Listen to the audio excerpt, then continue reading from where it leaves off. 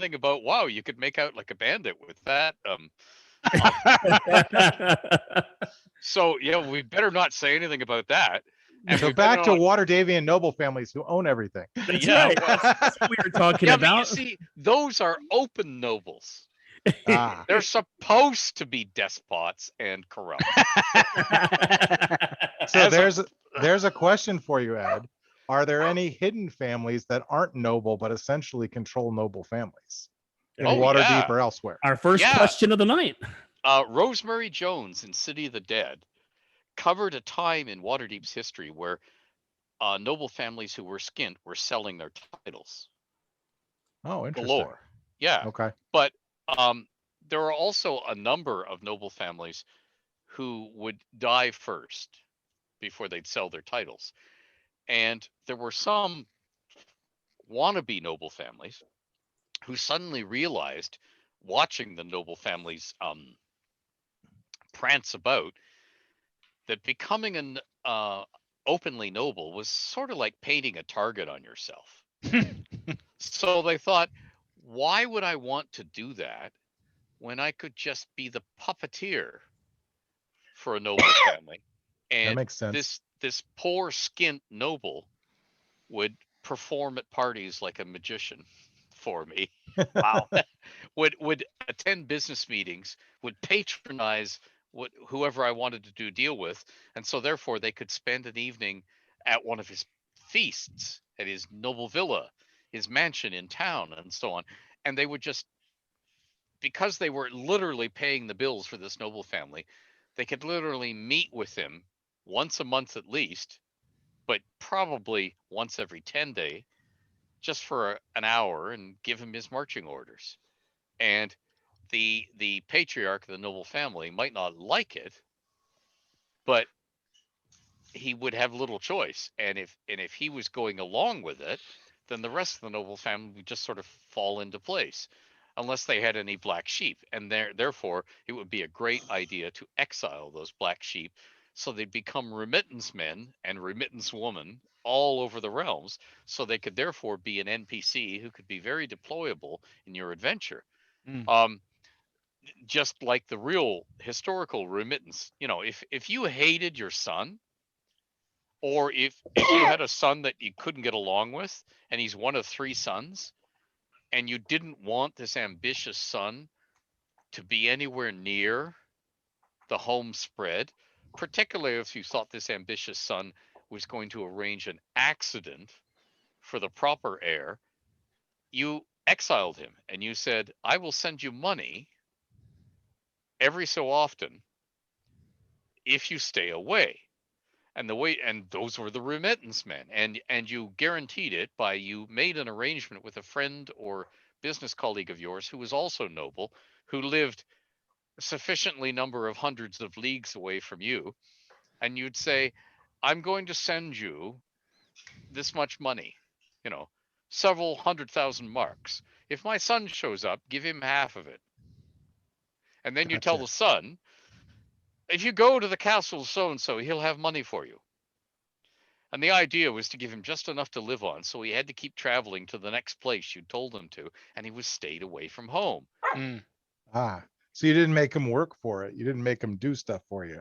Well, sometimes you did, because you'd say, mind you take this errand, or these keys, or Mhm. this small document to Lady so-and-so, and in return, she will give you some Ah, money to gotcha. live on. So yeah, you could force your offspring, and it didn't even have to be somebody blood related to you.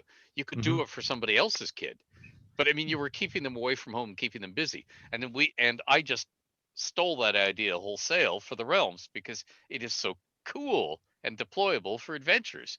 Because you have a bored young noble, he doesn't want to do something, Yep. so he hires some adventurers to go in and do it for him.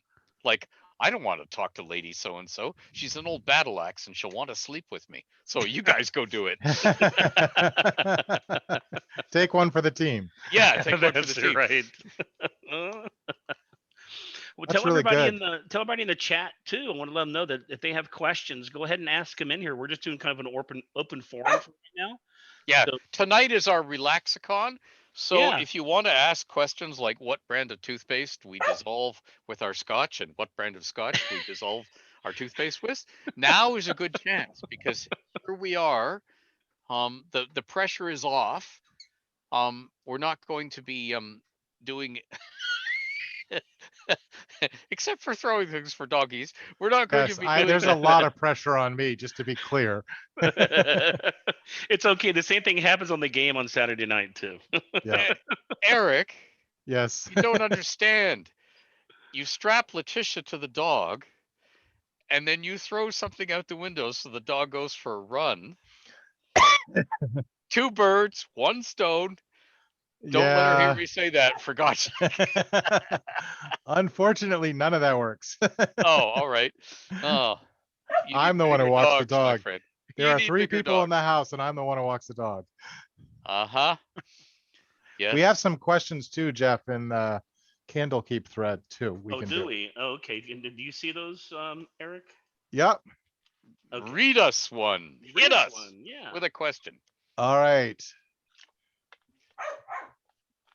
Do All the- right. do the The wall. first one that I see is from, I don't know how to pronounce it, Dessert. He's wondering if he or she is wondering if any details could be shared on what the reports of city dwelling lizard folk dwelling beneath the plains of purple dust. Hmm. Lizard folk choosing to dwell beneath a harsh and dry desert seems like quite a peculiar choice for a race that nearly always resides in wetlands with ready access to water. How do they end up there? Okay, first of all, for those of you who have not explored caves in the real world, and I'm not suggesting you all rush and do that because it is dangerous. The only thing that is more dangerous is cave diving, where you scuba dive in flooded caves. So don't do it. But if you do go down in caves, you will discover that once you're a sufficient distance beneath the surface, we're assuming now you aren't in the Arctic, okay? If you're a sufficient distance between the surface, no matter how hot that surface is, you will go down to about 55 degrees Fahrenheit. Because unless you're near lava flows or magma flows when they're underground, molten parts of the Earth's core moving along that warm things up, you will come to this ambient temperature that's about 55. You Mm. will also, if you wonder why, if you're wandering, if you ever go and look at pyramids in Egypt and go south and look at all the archaeological digs, and you wonder why in heck they would have cities in the middle of the desert. Okay, first of all, it wasn't a desert then. Mm. And secondly, if you go down far enough, you'll discover there are huge aquifers. There's water underneath that desert. And that's what they could tap to live in. Same thing with the lizard folk. If you go down far enough, and of course, what we have in the Forgotten Realms, because the moment it became a D&D world, everything that is in D&D comes with it. We have a complete developed Underdark. We have levels of subterranean stuff, honeycombing the earth, going way down, down, down, down, down, down. And if you come to an area of it that has the conditions of temperature and moisture that suit your race, then why not live there? So the lizard men do live there. Okay. Okay, do me a favor. Can everybody hear out I there? can Because hear. I know you can, but the chat, it seems like the audio keeps dropping out for some reason. I'm not touching. Oh, in the anything. Twitch stream. I got you. Yeah, Yeah, I did see people saying that different people were coming in and out. Yeah, I don't know. I don't know why. But anyway, well, Once again, technology fails us. Back Well, to the sword. That's Plunge right. it into some computer executive, and if you get enough of them, suddenly all this stuff will work. Try moving your mic closer to your mouth if you can. My microphone closer to my mouth. That's right. There you go. Oh, Aye. baby. See, I can't lift it up too much because it turns off. But Well, can you bend it toward your mouth a little bit, maybe? can I bend these things? Sure Yeah. you can. Yeah, Yeah. they're banned. Oh my goodness. I Yeah, you had can no just- idea. Just bend it with your finger. That's what I do. See, mine's bent. Oh, It's like going back to high school and going on a date. Just That's bend it a right. bit. I knew you were going there, Ed. I knew it. I was like, Oh don't say it. Don't say it. Ah, he said it. Well, you Oh know, you get my. it. That's how you get it caught in things. I mean, um, well, you know, there's a reason they call them soda jerks. You know. Oh my God. Let me try. Hold on here. Oh, okay. Let's see what else I can add to that question. So the other thing I would Let's point out see. is the question did ask a little bit about where might they have come from. And, you know, there was a Mommy and large, daddy lizard. yes. That's right. That's right. Mommy and daddy. I think your mic is broken again, Ed. No. There was a Saruk nation down in Mulholland and Unther called Okoth, I think, if I'm remembering right. I ought to remember. And so they ought to be close enough that they could theoretically have come from that. I would also point out that both the Horde and Lost Empires talk about the dragons that live on the surface, and it's quite possible that some of them were brought there to serve some of the dragon kind as well. So Right. just as a thought. Well, there you go. All right. Do we have anything in the Twitch, or should I bring another one off of No, the? bring another one off of Candlekeep so people in the Twitch can wake up a little bit. Okay. Be careful what you asked for. Yeah, here's two of them. I'm gonna do one in the Dale Lands just to annoy George since he's late. Yeah, really. Come on, George. Yay! He's not late. He's a whole day early. That's And I'm gonna no, yeah, direct this one. I'm gonna direct this one to Ed because it's your fault. Oh, of In course. Polyhedron 64, which I'm sure is top of mind, in the current clack section, there was one Dairn Clondon, a famous dwarven adventurer of the Sword Coast North, who for some reason got lost in the Dale Lands, and he found a lost dwarven city named Aravidelv, according to the FR Interactive Atlas, in the region known as Moss Trunks, south of the Vale of Lost Voices. Could you tell us more about this place, this lost dwarven city? Yes. Okay. First of all, city is a bit of a misnomer. It was more like a continuously inhabited stronghold. Okay. And the stronghold was there to spy on the elves. It's where an intrepid force of military-minded dwarves were sent in rotation to do about half a year's duty and then come home, to keep tabs on what the elves were up to, for the very good reason that the dwarves were suspicious that the elves in the area were about to do big magical things, mythals, you know, the realm's equivalent of the atom bomb. You know, Wow. they were worried that the elves were magically powerful and doing big projects and up to something. And the main fear was actually that the elves wanted to open a whole bunch of gates or portals to They other would never do planes. that. Yeah, they would never do that. And the dwarves just wanted to know whether they needed to muster an army or run and hide in a hurry if this started to happen. And there was also they wanted to be close enough that, all right, all you loyal dwarves, time to go and sacrifice yourselves to sabotage this before the whole world pays the price. So get out there. You will be remembered fondly. We will sing some drinking songs about you. That's Yeah. right. That's right. So yeah, it was a city, but it wasn't a city as in terms of vast, ancient. It was a city in the way that, well, you know that there are places all over the United States of America that have city in their names, Mhm. and you drive through them and go, that wasn't a city. You It know, was an aspiration. yeah, yeah. Whereas back in Old Blighty in the United Kingdom, city had a meaning. You had to have a cathedral before you could be a city. There was Mm. like a definition. So the problem with that was you almost never got small places that were calling themselves a city. There are exceptions, but by and large. But if you're driving through the Midwestern United States, almost anything could be a city. And when you get out into the so-called Wild West, it can be anything that has water can be a city. Right. Or could be. It could be in its name. So this is a dwarven city in the same way. It was a Gotcha. continuously inhabited subterranean warren, which was really more of a stronghold. It was an outpost. Very cool.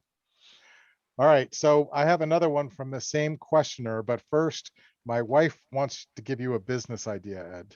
Sure. So, Letitia, I'm all ears. Well, except for the rest of me. so you, for a fee, she would like you to start sprinkling honey-do list items into the Realms lore that you dispense. Because apparently I don't remember anything that she said, but I remember everything that you have ever said. Dear Letitia, please send me a list of the things you want Eric to do before he dies. Oh my God. That is And I will ensure that do any of you guys know the story of Lawrence Tibbett? no. Okay. Lawrence Tibbett was a famous opera singer, and he was Okay. an understudy. And he got his start as an understudy when suddenly, like either at the beginning of the performance or moments before the performance, the lead singer that he was understudying for fell ill or went unconscious or whatever and could not sing. The problem was he didn't know the lyrics. So apparently they did the entire performance. They would frantically write stuff on props and run it on the stage and prop it in front of him, or other cast members would have it written on stuff that was strapped to their costume, and they'd walk on stage and stand in front of him so he could read the lyrics. So I can, in the most subtle way possible, Yes. introduce these things. Now, now having been to Eric's house, I'm sure by now it needs a new roof. Mhm. It Because needs mine does. No, And, it needs gnomes in the garden. No, oh. no gnomes. But it needs gardening done, right? Absolutely gardening. Yeah. Always. mhm. How are the downspouts and eaves troughs? You see, I can almost anticipate the things I should be, but and who does the cooking? We split that, but the key thing I'm probably supposed to be doing is building the storm windows, which I haven't done. So if you drop some Talos lore, that might work. I Oh. see. Okay, building the storm windows. Yeah, you see, I think that's a misguided thing. I don't Yeah. think you need storm windows. I think you need full-on shutters that actually open and close and latch instead of yeah? those little stupid metal things that are screwed to the side of the house in a permanently open position. You need real shutters, That's Real right. shutters. so that when the cyclone hits, you and Judy Garland can both get down to the Just gonna say, it was sounding an awful lot like Wizard of Oz. Yeah. So think of me as the guy with the big white mustaches and the crystal ball. Pay no attention to the man behind the mirror. Because as we all know, all magic users That's have right. crystal balls. Yes. That's All why right, they we're die going to so switch easy. topics here before I get any more work to do. All right. Oh, he's This just is- begun. This is another one, Ed, that since you had a hand in the Menzo box set, I did. either you or Bob could answer, but Bob's not here. So the question is, how do The men's drow- box set was mapped in this very room I'm talking to you from now. Ooh. Oh, Ooh. cool. Now that's an original map I would like to see. That would be There cool. were two Yeah. beds behind me in those days, single beds, and I Yeah. ruined the bedspread, the poplin bedspread on one of them, because the Staedtler ink just kept spreading. Oh no. All right, well, here's the question. Let's say you're an enterprising young drow and you want to start a noble drow house. How does a drow house become ennobled in Lothite society? And can you provide examples of what must generally be done or would have been done to become ennobled? Ah, Curry, I see the hand up. You kill and you keep killing until no one else is left in front of you is Yep. effectively the small and short answer for that. Yeah. Curry is in dead on correct, so to speak. he's he's dead right. But there is one little step you have to do first. You have to Okay. be In that you have to city, be in favor of yeah. Rolf, do you not? Well, there's that. Yeah. Yeah, yeah. Okay, there's that. That's a big step. But in that city, you have to be really lowly but really useful. Like Mhm. the guy who breeds the pack lizards for the Mm. entire city. So you have to be useful to all the noble houses. Because then, when you've created your power vacuum by butchering your way through all the noble families, you're the obvious candidate to take over. Mm. So you That have to makes perfect- position yourself first. And you have to make sure that if there are any little Jarlaxles, local ones, running Mhm. around, the conniving merchant who's always 3 steps ahead, Mhm. Sure. something fatal has to happen to him before you off the last noble family. Right. You actually don't have to off the last noble family. You only have to get it down to about 3 The noble families. next. Yeah, and you can become number 4. However, if you're going to do that, you have to have lots of effective against drow poison and other things ready, and the favor of Lulz, because you can be darn sure the 3 noble families who are left will be gunning for you Mhm. before they go, because they'll think, okay, it's no coincidence that this guy or these group of people Mm. are now are now the favored choice. We better off them before we're next. So you have to be ready to say, oh, oh dear. Right. I find that there's two equations that are very real in drow society. You are either the house that no one suspects ever, or you're the reason why everyone sleeps with one eye open at night. There's Yep. really no in between. Either they I can like see both you of 'em. dead on, or they can't see Yeah. you at all. Now, how I would do it is I would go to Lowell's privately Yeah. and say, what would you have me do if a city obeyed you precisely? I will undertake to do those things if you smile upon me. And then I would go away for about 10 years and I'd breed scorpion spiders that could kill any spider they encountered. Really little ones, lots of them. Ooh. And I would then unleash them upon the city and Ooh. let them do the murdering for me as much as possible. During the reason it would take 10 years is because I'd also be dosing myself and my entire family with the scorpion sting that time, so we built up an immunity. Okay. So we could be stung innumerable times and would live through it, and everybody else in town would die.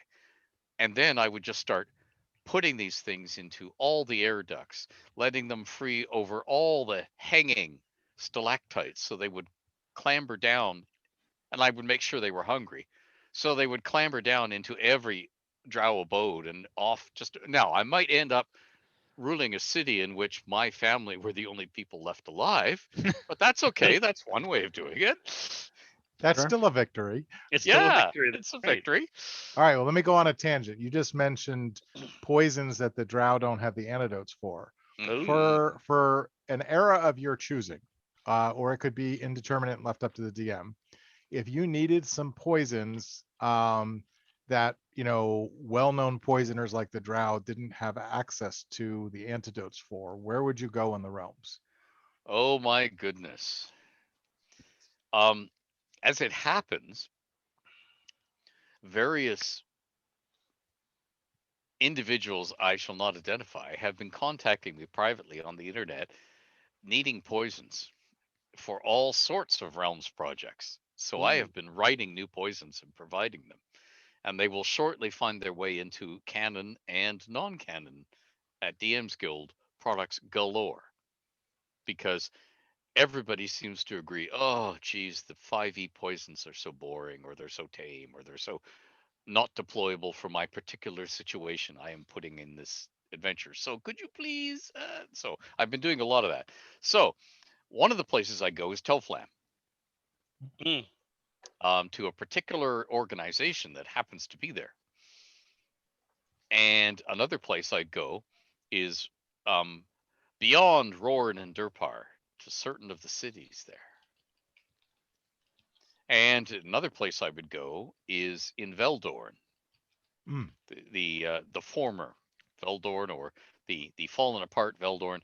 There are particular monster poisoners who, as in what we consider monster races, who craft poisons.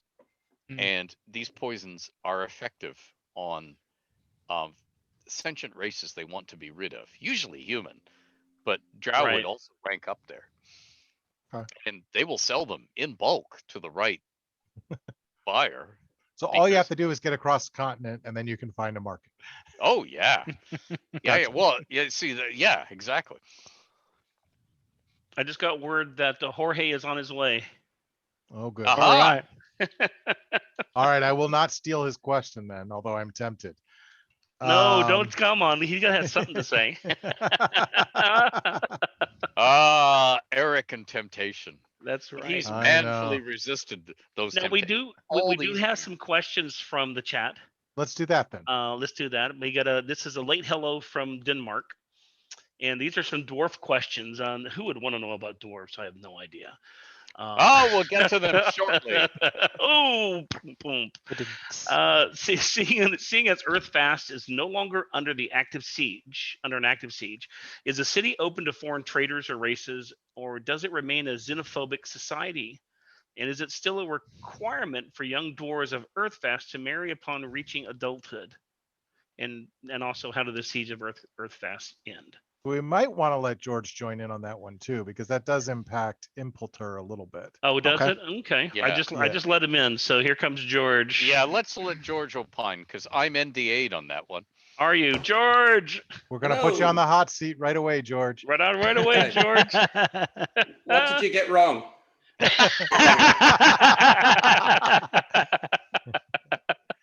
It's okay, Antidote. George. We'll tell you where the antidote is later. That's right. That's right.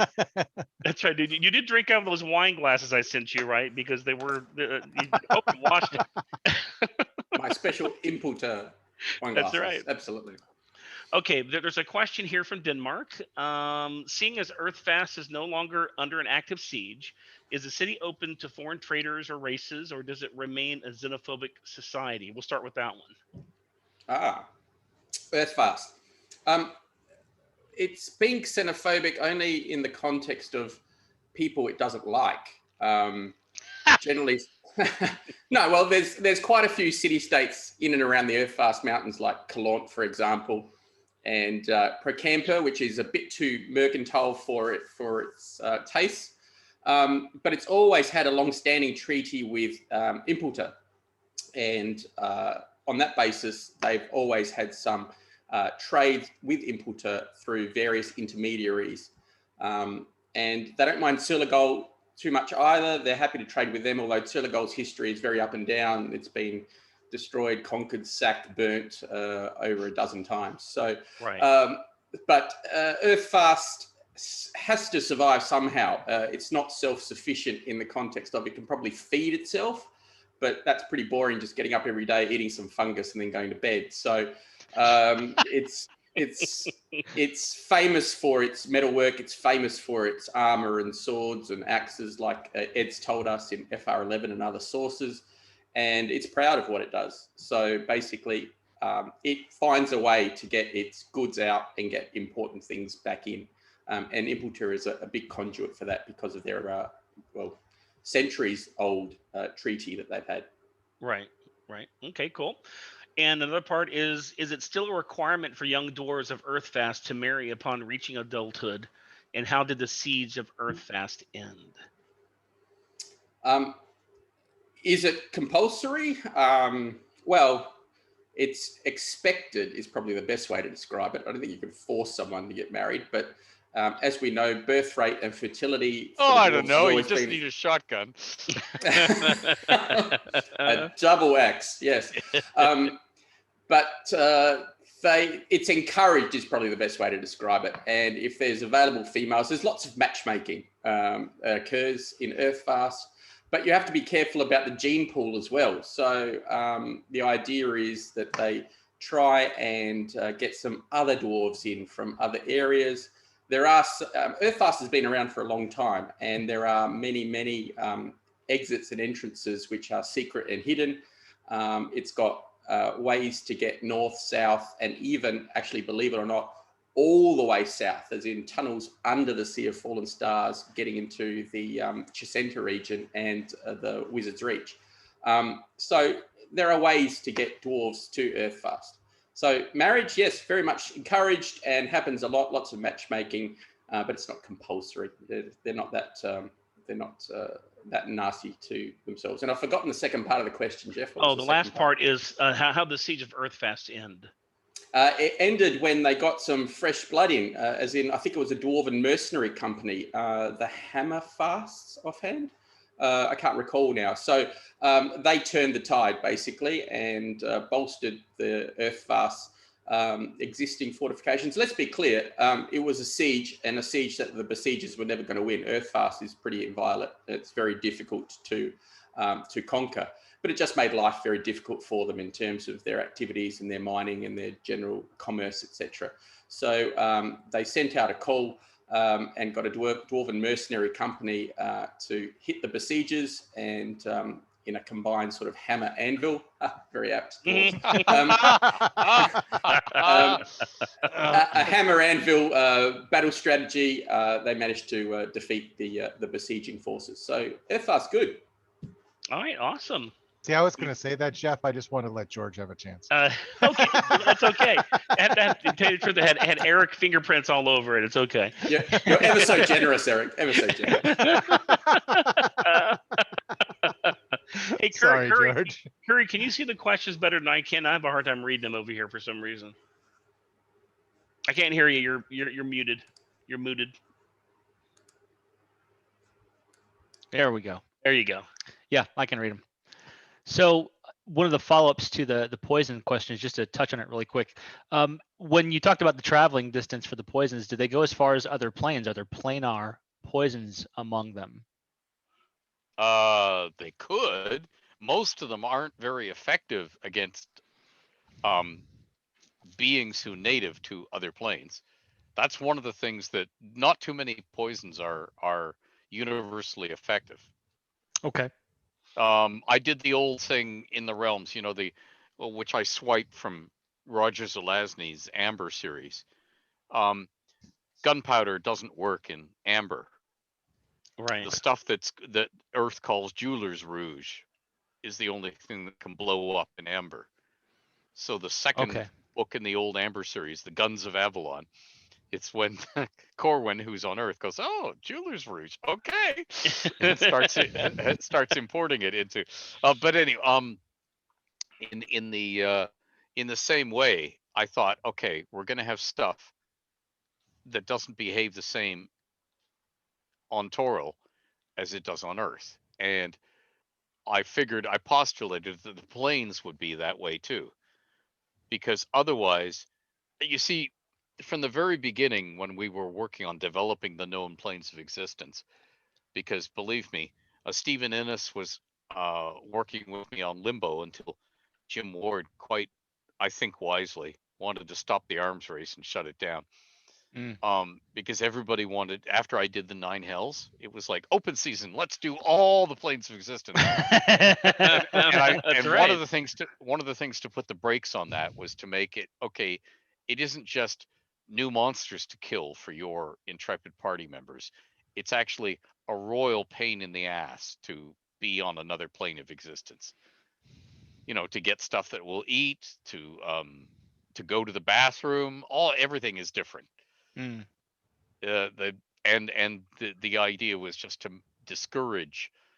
Let's see. In this edition of the game, I get experience for killing monsters, but I don't want to go and do demons or devils or anybody who can summon everybody else. So I'll go to this other plane of existence and just slaughter things for a 10-day and then come back to the realms. And do I go up 8 levels? Mm, You know, and Mm. it was like, yeah, let's just snip that in the bud.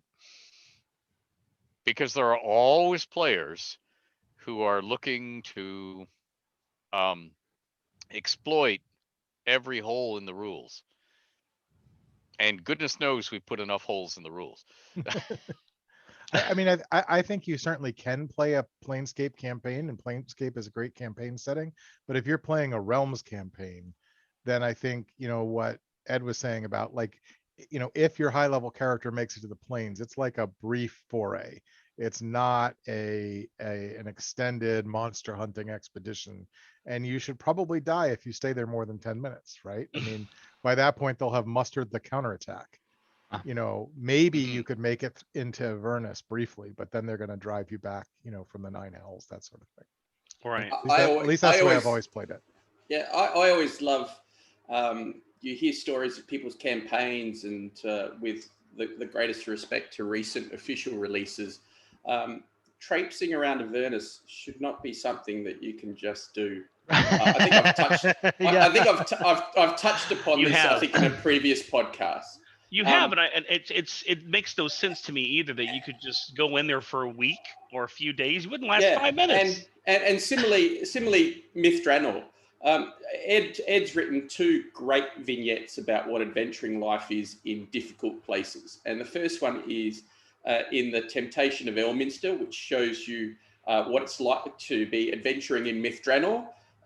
You know, the adventurers get in, they find a bit of treasure, they kill a devil, they think, oh, this isn't so bad. And then all of a sudden, all the lurking denizens of the ruins start coming after them, and they start running and dying.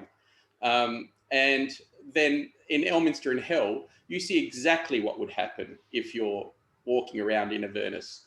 You know, there's lots of the exiled archdevils who try and get you, capture you, use you. And if you're very powerful and doing some damage, well, then the legions of the hells are going to come after you. Right. And bottom line is, it might come from the Layer's ruler. It might even come from Asmodeus himself, who thinks he needs some new playthings, or they've got some interesting magic that he covets, and he will send some of his special pit fiend armies to go get it. I love that scene that Ed wrote in Elminster in Hell when they're fighting the symbol, and basically they're just, you know, there's pit fiends and they're smart. You know, one of them's an old grizzled one, and he basically realizes that there's something bad coming. And, you know, I think the line is, you know, move your loyals, and all of a sudden this big mountain comes out of nowhere and just crushes, you know, about 100 devils, you know, stuff like that, which is just brilliant. But it goes to show, you know, it doesn't matter how high level you are. There is no way in the world you're going to fight off 100 pit fiends. You're going to die. So whilst I respect people's love of high adventure, I respect people's ability to campaign and play the way they want to. There's always people say, oh, well, you know, I like my game to be realistic. Well, if your game's realistic, you're going on a mission to Avernus for one particular thing, and you're going to try and hide as best you can. Or, I think I touched on this the last time, somehow you get a token that gives you free passage to get where you need to get. And if that means doing a bit of negotiating with various archdevils, and that's always interesting because there's always a price to pay. The bottom line is, you can't just walk around and kill things. You'll die. No, it makes One sense. does not just walk into Avernus. Yeah. Well, no, one does. One just doesn't walk out. Yes. You run with your tail between your legs. I mean, I can see the game now with George. Okay, you're in Avernus. Okay, you're dead. Sorry, You're dead. Let's go. Well, Jeff, you saw it, and I think George did. I did write an adventure that was to go to Avernus. Yes. Based on I hadn't put it out there yet, but hopefully one of these days. The gate in Dragonspear Castle. That's right. Yeah. Well, but back in the old gray box, right, there was the green mist kind of permeating the landscape, you know, in most of the current clack for the year. And that always fascinated me. And then there've been a bunch of products around Dragonspear Castle. So I speculated that someone actually created a planar breach in the vicinity of Dragonspear Castle, and the land was filling with green mist again. And so basically what I wrote was a hit and run where your characters, as George said, they're only there for a minute. They're there after one specific thing. They have to kill one particular guy to help end the planar breach. That's all they got to do. And they're in a tiny part of Avernus and they run in and they're attacked constantly. And if they succeed, they get out and they manage to close the planar breach. That to me was sort of like, that's kind of high level fun involving Avernus without going too far. But, you know, to each his own. Play it the way you like. That's right. That's right. Curry, what any other questions? Only a ton of them. Only a ton of them. Okay. Well, we've got a ton of time, so that works. Let's go. That's right. Okay, so let's deviate just a little bit. Food question: Blood of the Raven wine and the Cult of the Raven from Ravened Bluff. What are they? What's the wine made of? Does the cult still exist in the late 15th century DR? So that's from Ed's City of Ravensbluff book. Right. I think Ed's collection of Raven's Bluff lore, I think more correctly. Yeah, except that wasn't my collection of Raven's Bluff lore. No. That was all handed to me to do the book with in a heck of a hurry. There is a real problem there because I am specifically NDA'd. Okay, There that it is. stuff. let's go ahead Seriously. and get some of the NDA stuff out of the way. Then I'll ask some of these questions really quick. Then So Yeah. was that in terms of Blood of the Raven wine? Yeah, so it's think on so, page yeah. page Yeah. 17. It says, Yeah. That's to do with Uh, the cult of the Raven. yeah, Yep. most ceremonies involve worshipers wearing flowing black robes, kneeling and chanting, sharing a communal cup of salty black wine, quote, Well, that's the blood of the raven, that passes dream visions of the raven's will to the most favored of the faithful. so. What was the specific question? I missed that, Curry. What was They it? still it exist. says what's it made of, basically. I think it's got hallucinogenics in it. Quite simply, it's wine. I know a little bit about wine. It's quite nice. Okay. To be fair, George, isn't wine in certain quantities all hallucinogenic though? Oh, yeah, you always get there in the end. Exactly. I mean, it's Oh, you're described putting as, it in the wrong hole. it's described as salty and black, as many things are in this world. But the bottom line is, I think that's a reflection of the grape variety that would be in the realms. Right, And right. they probably steep it in hallucinogenic herbs. And I think the cult of the Raven is probably like a lot of cults, a little bit shonky. It kind of says it does this and does that. 'Cause it Basically a talks about- faddish cult of yeah, noble women. it's in the description of the cult. It talks Yes. about the priests and priestesses are actually a succession of minor mages. So it's a bit of a shonky thing. So I don't think there's anything to the Blood of the Raven wine other than it's a particular red wine that they've put a few hallucinogenics in Yeah. just to make people And think that the they're, reason I'm seeing visions. NDA'd was that a particular RPGA senior member wanted to write a bunch of modules for play in the RPGA. I have no idea if they were ever written, but the Right. NDA was there because they wanted a maximum free hand to write what they wanted to write in the modules Right. and not be not have me or anybody else saying, oh, and it does exactly this and you get it exactly. No, they wanted it to be something that, yeah. So that's why the NDA is still outstanding. Right. I think you'd be okay, Ed. I don't think there's an RPGA anymore. So Yeah, true. The Adventurers League is the RPGA. Oh, that's right. Yep. It transformed in the Adventures League. That's right. Yeah.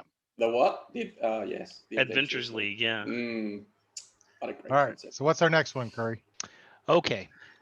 So moving on from food to another possible NDA issue.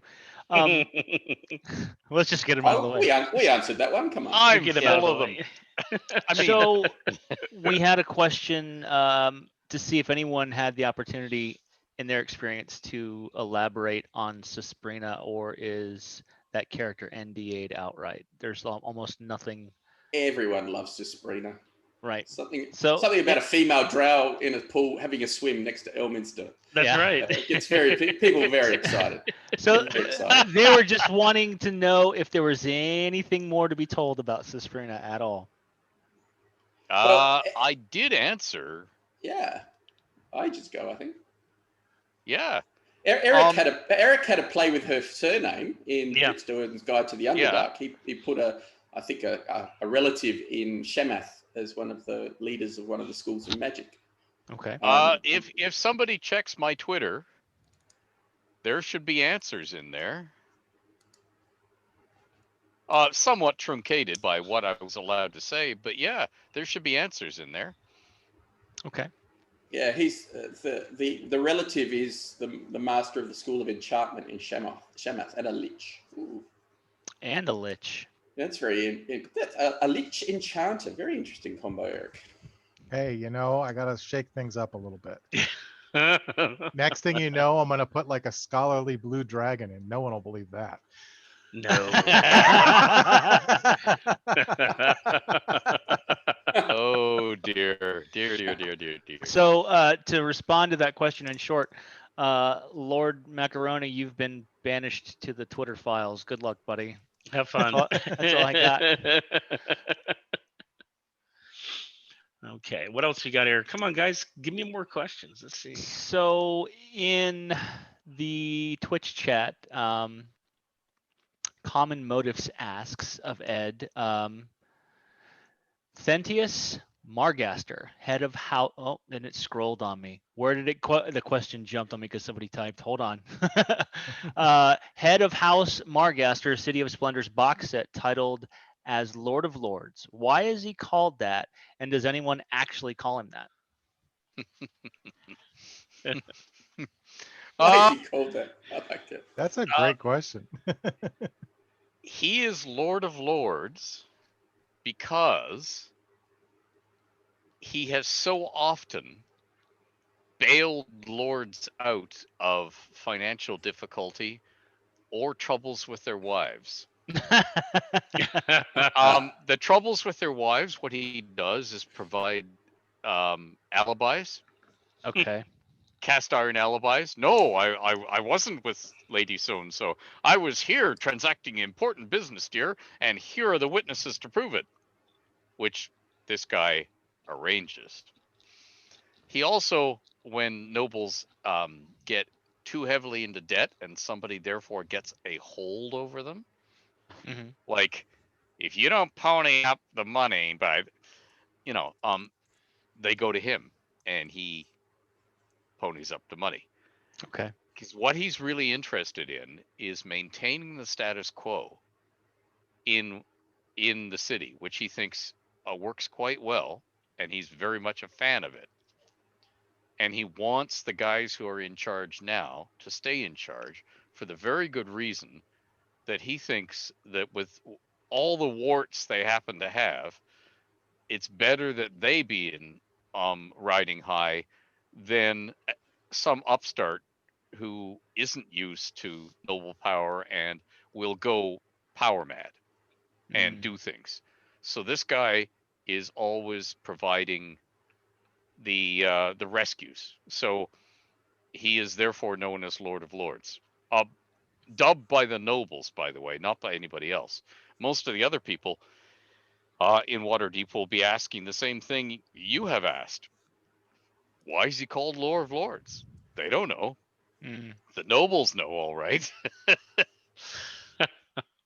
He's a power broker. Yeah. And he has saved several noble, well, let's say behinds, just to be polite, in Sure. mixed company. I got you. I dig it. Dig it. All right, let's see. On to the next one. Do asks us. This is a question from Twitter, and of course it jumped back up again. Hold on, let me find it. It was a question about Armat. Is that what I'm reading?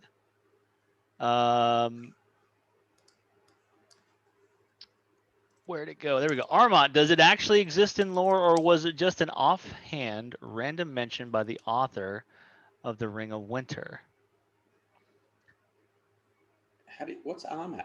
Which would That's be a what Jim I'm- Louder question. Which is what I'm looking at. I'm like, I don't know the reference. What's see if the we can- spelling for Armat? A- He's yeah. ARMOT, Armot. Armat. I'm gonna do a quick Hang on, search, give us a too. second, right?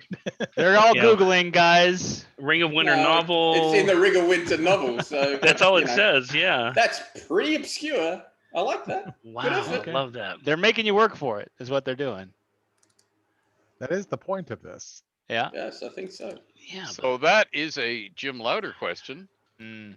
because Wow. everything about Ring of Winter was NDA'd so that Mr. Louder could hopefully get to write sequels. Right. It says referenced only Grig of Armot. And It's, then- it's some minor character who got Yeah. trapped. And then Grig the Younger. So wow. Okay. So it's probably Yeah. I am guessing here, and I am admitting I am guessing, it's probably the name of his estate. His ancestral. Armot. Yeah. It's a place, obviously. Armot is a place. So the answer would be it's just an offhand and- creation by the author. And you know what happened to Grig of Armot when he bought that blasted magical model of a Mulhorandi pyramid at the Mage Fair? Still trapped inside, don't you know? Well, his Mhm. own son also named Grig, I believe. So they're in Cormier because they're at the Society of Stalwart Venturers. So Yes. maybe Armot is a little village in Cormier somewhere, potentially. Right. How It was it must spelled be. again? ARMOT. sorry. Armor with a T on the end. Yeah. Yeah. Armot. Armot. Armot. Yeah. So my guess would be it's the family estate, Okay. the family spread. I was actually looking just at that section the other day of the novel, not about the Armot bit, but the bit that goes on to talk about the silver Mulhorandi statue that becomes like a guardian for artist Simba. Mm. Mhm. And I gotcha. I was trying to work that out, and then I came up with an answer, which Ooh. surprisingly Eric liked.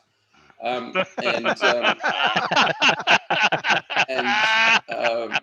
it all had to do with the realm of Orva in the vast swamp, which Oh, makes yeah. a few appearances in the lore, mainly the Elmer's Ecologies box set and a few other places.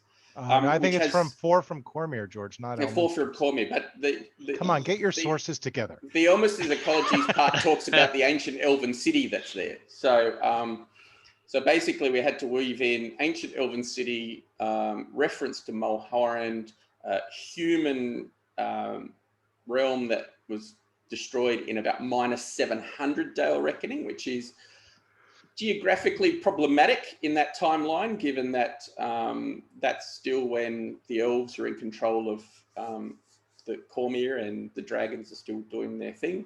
And so, yeah, I had to come up with a fairly interesting explanation. All will be revealed one day. We'll see. I don't But it trust all you. makes sense, believe me. All makes sense. I don't Oh, trust you. and it also had a portal to the hills, which was just to make it fun. Oh, sure, of course. And George managed to weave all of it together. It was quite impressive. Yes. Yeah. Well, he is a quite impressive guy. Sometimes. Mhm. Just ask me. Just that's right. Just ask him, he'll tell you. Yeah, every day. That's right. That's right. This is the wine talking. It's 11:30 in the morning, but yeah. It's still the wine talking. Don't give me that. It's only been a bottle, Jeff. Oh, that's true. That's true. That's true. He had to go through the 1990 brand. Now he'll be headed to the 1980s. So looks like we have a Shantae question. We do. It's time to put the kitties to bed. This one gets fun. Uh-oh. Ed, Oh. this is right up your alley, or wherever else you'd like to put it. Oh. Ali's fine. Another question from Lucas. Given that Shanti worshippers hold a hedonistic fertility festival at Greengrass, how open to hedonism and affairs would your run-of-the-mill cleric of Shanti be? Oh, very matter of fact. I'm please guard your kitty's ears now. When I was a little kid, Hold There on, were- wait. You said guard your kitties, and you went right to when I was a little kid. He was over 8. It was That's right. He When Can't I really was put a the kids little away. kid, Eric was tall for a kid, so he wasn't that little. there were Big kid. dirty magazines, and for everybody else, there was National Geographic. Yeah. And we had a teacher in public school, grade school, young uns, who used the class set of National Geographic, much to the chagrin of certain other teachers, who would point out that there were very much in focus photographs of native women usually in various places in Africa, with nothing covering their top halves except weird necklaces and bones and stuff like that, and this was unsuitable. And he would say, this is an institution of learning. It is better that we conduct our learning and that they learn from us rather than in a park or in a garage or in an upstairs bedroom or peering at somebody else, so that there will be no upset and no guilt and no, he'd say, and then he would deliver the immortal line, the native women have long floppy breasts. I am merely pointing this out as a descriptor, which is a sentence we have quoted ever since with glee to each other as we grew older, but not necessarily grew up. For years, the native women have long floppy breasts. I am merely pointing this out. Now you see out here in the countryside where I now live, and you see lots of old men working the fields in summer, and when they get hot, when they're turning over the potatoes and hilling them, they take their shirts off, and it's the old men have long floppy breasts. I'm merely pointing this out, sort of thing. So it's not a gender thing, but it is also, just the general way you talk about things. So a cleric of Shanti looks on life in all of its detail, in all of its forms, as a cycle. We are all born. We are born because of sex. We live. We hopefully carry on the species. Every species hopefully carries on its species. And then we die and we rot and we enrich the soil. As Genesis sang, not everybody's goal, your flesh to your bones to coal, enrich the soil, not everybody's goal, sort of thing. A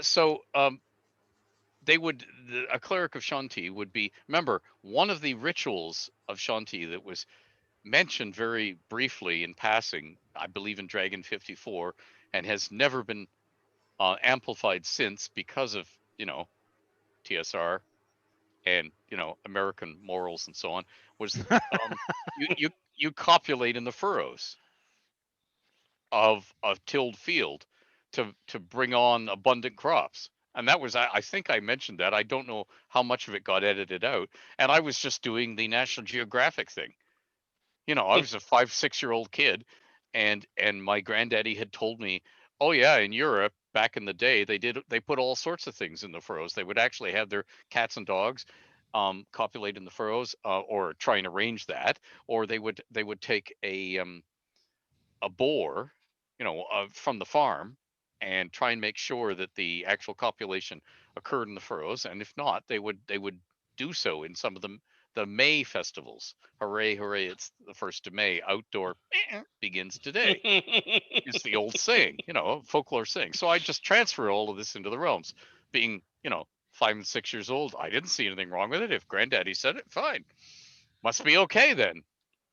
He's a pillar of the community. He judges cattle at the Royal Winter Fair. He's been a justice of the peace / local magistrate. Must be okay. Pillar of the community. And then, as you get a little older and you realize, oh, there are pillars of the community, and then there are pillars of the community. And what the guys say at the fire hall and at the barber shop is not what the ladies say at the hair salon and the minister's wife's tea parties, where they cut the crusts off all the sandwiches. And those were the parties I wanted to be hiding under the table and listening to, because I thought I would I would find out all sorts of stuff that I couldn't find out by listening in the fire hall. Because when guys are talking in the fire hall, they don't care little kids are listening. They figure the little kids, what they learn won't hurt them. That's A true. woman had a different field of view, so therefore the forbidden was in. So I wanted to hear about it. So anyway, so I would put all that stuff in, and so would a cleric of Shanti. They would just say it's part of the cycle of life, and they would probably be explaining for humans to have sex. This is exactly how it happens, because they do not want it to happen by accident, and they don't want people to try and be introducing male members into belly buttons or something, or trying to, because they don't know any better. Mm. That, I think a cleric of Shanti would consider that more of a sin than the sex act.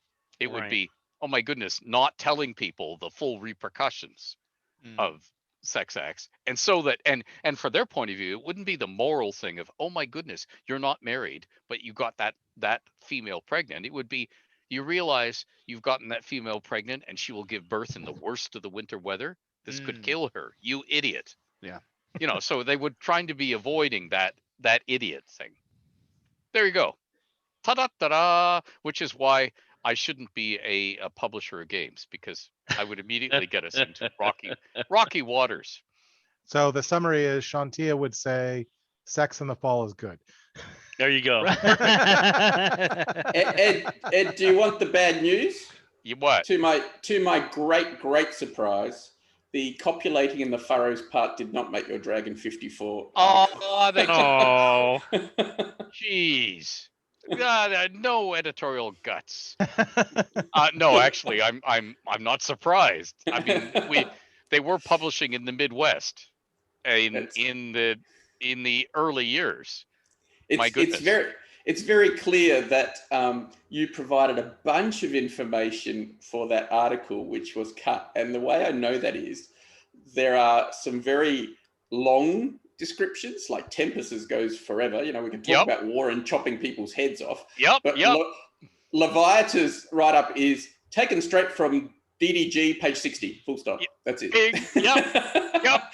And Shantia's is the goddess of agriculture is rewritten Demeter, again from DDG, has no shape changeability and lesser defensive powers, full stop. No copulating in furrows. Oh, so they took out my entire thing. Okay. So anything that was a bit risque, I'm assuming you wrote a bit about the rituals of Leviathan and other bits and pieces. It did not get there. Well, I can tell you that okay, first of all, almost everything that appeared in Dragon got retitled, because that's one of the things the editors did. They reserved that power unto themselves. So there is no way that I entitled that article Down to Earth's Divinity. That is editorial addition.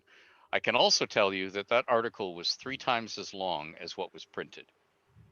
Oh, wow. So Okay. you can probably tell how much hit the cutting room floor. Wow, that's right, a lot. Yeah. right. And I remember saying this to Julia when Eric and Julia were about to embark upon penning the Immortal Faiths and Avatars, that what I regretted most about the D&D game up till that point was that clerics were like, you're fighters, but you can't use edged weapons, and you can sell your healing spells to other people in the party. That's literally how they got played by some people who were playing them in competitions at Gen Con. And I really lamented that, because for every deity in the realms, I had a half-page, single space typed, here are your do's and don'ts. Here are your daily prayers. Not the actual words of the prayer, but here's what you had to do. Light a candle, walk around it while saying your prayer, whatever it is, so that you could at least role play. Or if you saw somebody else doing this, a non-player character, everybody could say, oh, he's praying to the god. Don't interrupt him. Kill him after he finishes, or whatever. So I put all that in, taboos and do's and don'ts, so that a cleric would be really different from a fighter. And because that was the thing that they were most scared of at TSR, because they didn't want little kids doing things in the real world and blaming it on the game. James Egbert, all this stuff, Satanic magic. Panic. They took all that out. They never printed it. And that's what I wanted. Here's how you role play your cleric. This is what you say. These are your holy sayings. Here are your taboos. Do not kick a cat, or whatever it is. Because I swiped that from Lovecraft. In Ulthar, no man may kill a cat. That's straight out of Dream Quest of Unknown Kadath. And it was like stuff like that. I wanted how to role play a cleric, and that's exactly what they didn't want in the game. Because of code of ethics or code of conduct or whatever you want to call it. I gotcha. Let's see what we got next. Silly people. Okay. Are we staying away from pretty much 5th edition stuff right now that's current content?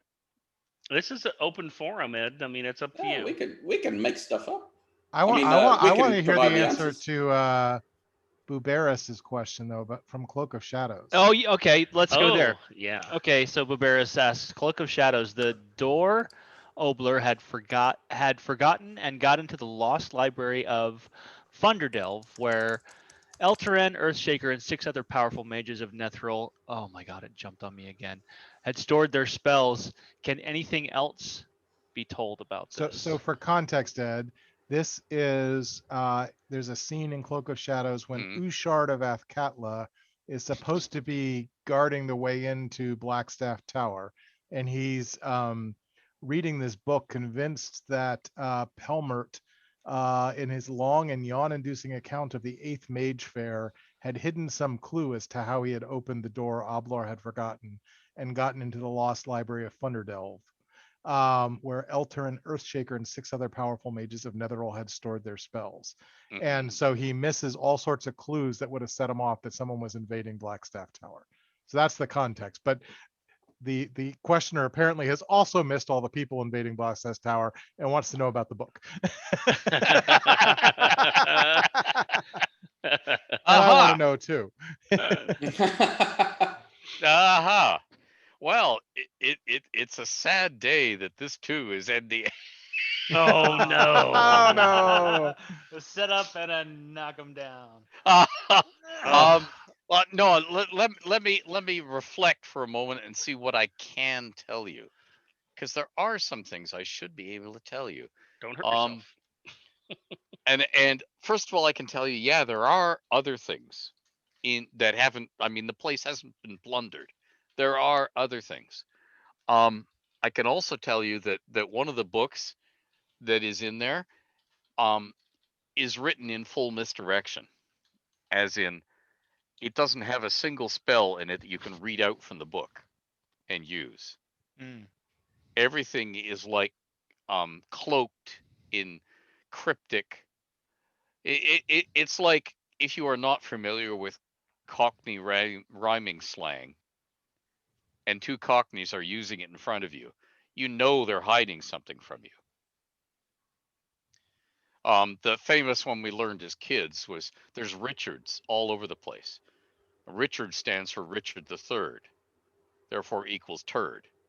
Yeah. So there's turds all over the place. But I mean, if you don't know the Cockney rhyming, and the one that everybody politely knows is trouble and strife, means wife. Yep. That's the, but I mean, you would, when reading this book, you would get the idea that there's real information hidden from you here. And what the real information is hidden from you is leading you to particular words that you read backwards through the book. So it's a big long book that's got 3 spells in it. Amongst all this gobbledygook. Really? Backwards. Really? Yes. Yeah. And I put all sorts of cute things like that in the realms, because remember, I was DMing it for my own players. Right. The fact that TSR then wanted to publish it, by then I was running D&D, and it was like, okay. And I would just dump this stuff on them, and they go, what? We can't use that. And I just sort of shrug and say, too bad, in effect. We are going to circle back to your gaming group here before too long in this show tonight, because when we started talking about Miss Drenner, I'm like, ooh, I could fit this in at one point. I know I can. Uh-oh. I mean, yes. But I want to get on to the fans' questions. See if we can get another one in here. Let's see. Where was the one at the beginning that I got past? Let me scroll back up here. Okay. Uh-oh. Here's one about the Border Kingdoms from 3 Dragon Minimum. They ask, Ed, I'm now using your Border Kingdoms book in my current campaign. They are exploring the Earth moat outside of Splendor. What's one fun thing they could find on this Halruin relic? They could find a spell jamming Oh, throw. oh, I dig it. A death jamming Oh, Ooh, throw. Nice. So it would be draining life force from whoever was trying to fly the ship. hmm. And this is a flying earth moat. So does that mean you can drive the flying earth moat, or you'd have to put it on a traditional spelljammer ship? You can fly the Earth mode. Oh, Wow. That's what it's for. And so therefore you can have your own a vessel to go around the realms. Mm. Now, if your dungeon master doesn't wish you to have a vessel to go around the realms, I predict that it will break down real fast. Okay. Or you're going to run out of party members to feed into the Yeah. death throne. Yeah. That's one of the cool things you could find on that. Now, the other thing you could find on that, because I can tell you what was on it originally, before we took it out of the game. And this is long before Alex and I wrote that book. It was in the original Border Kingdoms. It was one of the parts of the Rod of 7 Parts. Oh, Okay. Was there, and it was in a hiding place that you would find automatically, just because of what had been done to it, and would therefore put you in mind of other places in the realms like Undermountain, where you could search for similar hiding places. One of the things I loved doing was having storage slots in pillars. If you see Okay. a stone pillar, try poking and prodding on the stones of the pillar, the fitted stones of the pillar that aren't at normal knee to shoulder height. Okay. Ones that are down low or up high.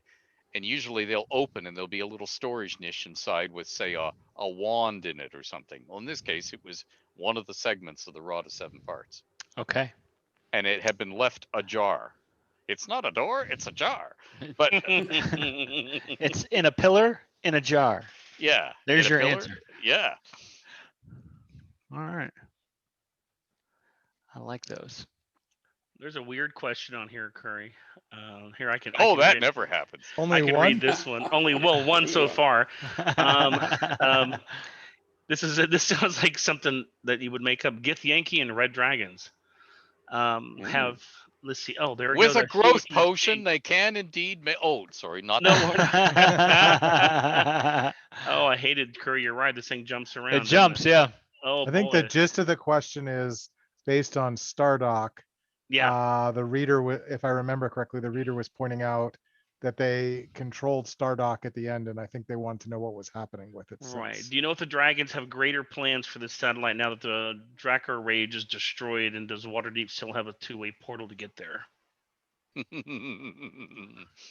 where's Stephen when you need him? I know, and Steven couldn't make it tonight. Sorry. It does not have a two-way portal that's still operating, because it did have a Kelvin for a great length of time, and there was Right. no darn way he wanted that Mm. able to drop invading armies in Waterdeep's lap whenever his back was turned. So the answer to the portal is doesn't work right now. Now, you might be able to go on a huge long quest and a great adventure to reactivate the portal by doing certain things. Good luck surviving. Oh, did I say that out loud? Oh dear. I think you did. Uh-huh. And what was the other part that I was supposed to blabber about and not give a useful answer to? I mean, No, that was the whole thing, actually. yeah. So, Oh, good. Yeah. Good. like, since they've taken it over in 5e, do they have greater plans for it? In other words, are they staged? Are they using it as a staging area now? or do you know? My response to that would be anybody who's silly enough to try that should have a very short life expectancy because um, it's sort of like Deep Space Nine. It's amazing how many other beings are going to show up when you least expect them Mm. Right. and at the most inconvenient times. And I would say to any player characters, never sleep, never go to the bathroom, and never have sex because during those three things, you will get invaded every time. Invaded. Invaded. And it'll hurt all the time it's happening. Oh, God. Okay, looks like we had another dwarf question here. We do. Yep. Everybody loves dwarf questions. You can toss them a multiplier of, oh, sorry. This is from Lucasit. I think Luca SJP. I need new glasses. Does Moradin have deities who they consider hostile, and whose followers the Sonalar would attack on sight? This is not counting traditional enemy deities such as Grumsh and Maglabiat, but more deities like Sirik and Telona. So I think Sonalar is the name of the specialty priest from Demi-Human Deities, if Yes, I'm it remembering is. right. It is. At first, I thought they were asking about the Mortisamon. So there's a difference between the gods and the priests, right? Right. And I think the answer depends on which culture. Basically, there's the whole dwarven pantheon, and there are their traditional enemies. And I think Demi-Human Deities lists the traditional enemies of each god, and that's pretty easy to look up. But and I think Faiths and Pantheons may have it too. But then within each church is probably within a region, and that region has cultural influences. So, depending on whether or not you're talking about the north, where you had like Delzun and Garagar and Bessemer and Hongandar, those traditions, that was all sort of like one or two or maybe even three traditions of deities. You're going to have a different feel to what the eight kingdoms of Deep Shanatar used to do. They had very different perspectives. So if you went and found a church in Iltkazar, which is the last of the Shanataran kingdoms that still survives, they're going to have their own cultural influences as well. And likewise, if you go over to Earthfast, they're going to have a different subculture as well. What I like to do is when you take a particular culture, particularly if it hasn't been detailed yet, is come up with a pantheon that works for that subculture. And you don't necessarily need to take all 16 dwarven gods or however many there are. Pick 6 of them and give them some variety, and maybe even bring some in that aren't traditionally thought of as dwarven deities. But say, they have an aspect in this culture that looks like this. There's the list of 12 or so that I did in Demi-Human Deities, but if you look at the most recent Mordenkainen's, they actually list, I think, all the dwarven deities that have ever been published in Dragon or in Races of Stone. And so, like, they brought in Roknar, who's supposed to be the brother of Moradin, but maybe some ancient evil that is manifesting as a dwarf. It's probably a gnome. So sorry. I knew he'd get it in there. Garl Glittergold, he's up to his tricks again. No, but I mean, nobody knows. For a guy who loves gnomes, you should have dissed him a lot. So yeah. But you could come up with an interesting pantheon based on Roknar being the bad guy. You could do an interesting pantheon where you take some demon lord who's affiliated with earth and stone and you give him a dwarven cast. All these things, and you can build up sort of your evil pantheon. I've been thinking about it more for elves than I have with dwarves, but one of the there's been lots of discussion about alignments and whether they're good or not, racial alignments. But one of the problems is from the early days, like elves were always chaotic good and dwarves were lawful good. So if you look at the original pantheons, it's like, here's 8 elven chaotic good gods and 5 dwarven lawful good gods. And it's kind of like, well, how do I do a lawful evil priest? right? It's hard to do that. So you can come up with some clever things like, if you're looking for elven evil deities, and we've talked about this before, maybe there's a cult of Zugtamoy because, it's kind of a plant-like aspect, or a cult of Moand, or that sort of thing. You could look for the same thing for dwarves, and that could be some of the foes of your church. If locally, there's some deity of earth and stone and the corrupting influence of evil nodes, maybe there's a dwarven name for that deity, and that's who your son-in-law are fighting. Something like that. No, it's a great answer. Wow. All right, Luca. Hope that helps. Or Lucas. I'm sorry. It's Lucas. Yeah, I tried to make up a name for him. So, all right, Curry, you got any other there? Oh, there's a spin of the. I'll let you ask the I do. spin of yarn one. So, Oh, God. No. from yeah. Not in the face. Not my face. Oh my God! How long did George? We carried that joke for like 10 years. You know that, right? Oh my God. I love was the first spin of yarn. All I heard everyone around me was saying, "Not in the The face." face. Anyway, Oh it's dear. the talking shield. Anyway, That's let's right. move on. Brian says, "Make it stop." Brian Cortillo. You're right, Brian. Make it stop. I think Brian started the whole thing. I think Brian started it exactly. Yeah. Oh dear. All right, Curry. Okay. So, Common Motives says, Ed, your old Spin a Yard series may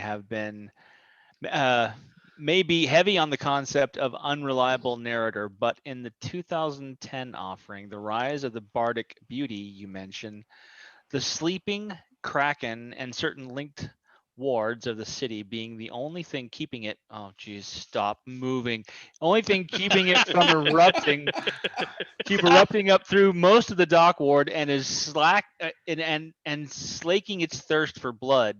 How unreliable do you consider that, and any more information you might share, like who put it to sleep? Okay. Well, first of all, that isn't unreliable at all. It exists, or did, Okay. at the time of that tale. However, there is this thing called the Xanathar. Yeah. Oh God. And this is not a single. Oh dear. I would be spoilering Waterdeep Dragon Heist. Oh, too bad. Okay. If you don't know by now, the Xanathar is not. It's an office. It's like the Dread Pirate Roberts. Right. There's more than one Xanathar, or has been more than one Xanathar. One succeeds another. So although they all pretend to be the Xanathar, okay, well, one of them took care of this problem. So the problem was a problem at the time of which it was written. It is not a problem anymore. Unless you, in your campaign, want it to be, in which case it's still a problem. You got a So year is- for that? Is there a petrified Kraken then in the Garden of Mert? No. That Kraken got eaten. Ooh. Nice. Eaten. Okay. All right. I like that answer. But it was a problem. It was a great problem. It had to be dealt with. Mm-hmm. It was competition. It was competition. Yes. Are we talking about a beholder battle here? A Yeah. one-on-one or a 10-on-10-eye beholder to beholder battle? Mm-hmm. Okay. I can get down with that. I like it. All right, here's an important follow-up question then, Ed. Where do Uh-oh. beholders like to fight other beholders? Do they like to do it in the wilderness, In their or dreams. in audiences? That they like to do it in their dreams rather than in real life, because no, here's the thing. Beholders are super geniuses, Mm-hmm. and they realize that unless they can outnumber, trap, trick, another beholder, it's always going to cost them. The fight is going to cost them.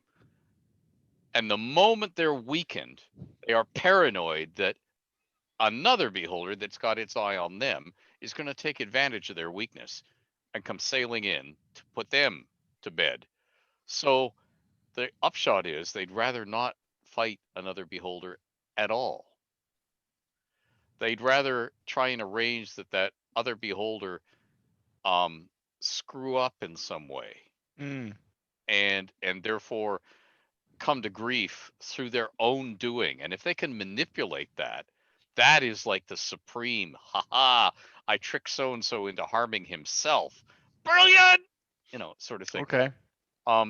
Because they're just paranoid about actually acting on their own, because they're afraid that somebody else will, some other beholder is what I mean by somebody else, will take advantage of that. And it's almost like, because you see, you have to have all these things built into the game, which is why now? Why haven't all these people destroyed each other before the player characters come along? Why is there still treasure there? Why hasn't so and so attacked so and so in the next mountain before the? You have to have reasons why they haven't all done it yet. And the reasons why is the people who think twice about it don't want to tip over the status quo and gamble. It's like, no, that gamble isn't quite worth it when I'm doing quite well the way I am. Mm. Who knows what'll happen? It's the old thing of, the angry guy wants to go to war. Why didn't during the Cold War, why didn't the atom bomb get dropped? Because both sides said, much as I hate all those other guys, I sort of like living on this planet. So let's not. So they didn't. Well, I mean, at least not so far. So I mean, it's the same way. There's a détente in many things in the realms where people say, no, let's just not. And then of course your player characters say, let's, and blunder into Or maybe one of the beholders hires the murder hobos or manipulates the murder hobos into going to kill the beholder for him. Yes. See, Exactly. that leads into your very interesting article about the Velurith or the Velurith that you put in your Forging from the Realms web series, Ed, which was about a game that the beholders play amongst themselves, all trying to do particular things, which if they get enough of them, then they get a particular thing that they want from one of the greatest, eldest beholders who is no longer around. And it's a very fascinating article because it just talks about the things that they're all working to do. Like, some of the tasks are to slay a god, obliterate a human city, make sure it's not rebuilt, topple a ruling human dynasty, create a distinct new race of sentients, etc., etc., etc. And you make the specific point that it's the way you do it is you manipulate events and people and things. You don't go out and kill your rival beholders because that's just low. That's not on. It's seen to be the low methods of lesser races is the term you use, and so that's it explains why beholders don't just annihilate each other or try to. If they're into playing the game, the Velurith game, for greater power, that's the way they do it. They manipulate and they intrigue, which is super interesting. Although they seem to get into a lot of scraps because a lot of the beholders that you've mentioned in Realms lore have, wounds and have lost eyes and have, scarred, etc., etc. So something's attacking them. I'm not sure what it is. Crazed adventurers. Crazed ex-adventurers, no doubt. Yes, Yeah. ex-adventurers, exactly. Yes. Yeah, and Aaron Evans introduced a similar game for the dragons. Yes, in hers. that's Yeah, right. and there's an old Roger Zelazny short story called the Game of Blood and Dust, which that he actually wrote and published that story after I'd done my stuff, and we sat and talked about it at a convention once, and he said, yeah, it's a cool idea to have kingpin movers and shakers, and if they're beyond, and then I realized he'd actually played with that idea from another angle in his original Doors of His Face, Lamps of His Mouth. And I'd gotten the idea from that. There's a short story in there called The Great Slow Kings. And it's about these two dragon kings. Drax is the name of one of them. And they move so slowly that races are born, race around like this, and annihilate each other and die when these guys are still sort of walking through the castle. They're two brothers because they are so slow in their metabolisms compared to the and which is why they're the great slow kings. And I realized, oh, that's where I got the idea from that earlier Roger short story, and he was just looking at the same idea and doing something else with it in the later short story. So I mean, it's just a cool way of adding movers and shakers that are beyond the normal ken of your player characters, are beyond the evil duke tells you to do this, or the head of the local thieves guild wants you to do that. You know, it's giving you somebody else cool who's messing with the player characters and pushing chess pieces around the board. And you can never have too many of those. Absolutely. Very cool. Cool is what I do more because it's not what I am. Okay. Let's see what we've got next in the list here. Okay. Do says that they're passing along a question from a friend. The question Asking is, for a friend. yeah. Yeah, we've heard that With- before. With an anonymous name, that's really a level of indirection. Here. Yeah. Let me tell you about my friend's character. All right. No. And the That's time right. he killed Asmodeus. Yeah. Okay, yeah, I mean, you know, this could be legit, so we shouldn't have Yeah. fun at Yeah, this yeah. expense. Oh, and we have somebody copying to it at the bottom. It says it was the bad cat man is copying to them. saying that Okay. it's their question apparently. He said he couldn't log in. The question is, I'd love to know how Ed took the wizard Elk Whisker and the Misbegotten Realms from the Outrages from the Mages articles by John Maxstad in the 1989 and 1990 April Fool's issues of Dragon. Can the Ed and the realms be parodied, or is D&G just too silly normally? Certainly the realms can be parodied. We were speaking of that privately before we went That's on right. air. That's right, we were. Semi-privately. Yes, I have myself parodied the realms many times, and so have some of my editrixes. There's more than one of them who used to refer to it as the Misbegotten Realms. Mhm. And there were other things she said when we were in private, but I won't repeat them because they were too much fun, and we might use them later because they were too much fun. But oh yeah, you can parody anything. The question is the parody worth the effort? Is the game worth the candle? And if the answer is yes, do it. Just don't do it in a way that ruins the original for you for all time. Right. Do it in a way that you can still look the original in the face when you want to. Just no, not in the face. Yeah, not in the face. Not in the face. Yeah. Okay. Yeah. All right. Thank you. One of my first parodies that I remember reading was actually in one of the comics where there was some kind of interaction between Volo and Ed, and I think one of them was handing off a manuscript to the other, and I can't remember exactly what the reference That's was. right. I was like, wait, hold on, who's pulling the strings here? I wasn't. That wasn't me. And I seem to remember Julia was in that issue too. Julia Martin. Okay. But that would probably have been Jeff writing it for fun. I think it was Jeff actually. Yeah. It would have been Jeff going hee hee hee. I think it was Ed was delivering a manuscript to Volo so Volo could write the next guide or something to that Yeah. effect. Yeah, there are. Volo is guilty of many crimes, and I aided and abetted most of them.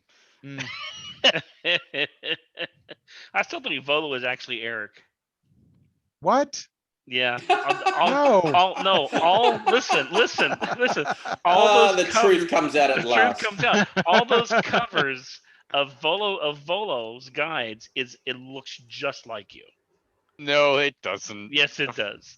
Volo's has Guide to hair. Waterdeep is a spitting image of Clyde No, Caldwell, who it's Clyde Caldwell, I think. Yeah. Yeah. It's Eric. Everybody knows it.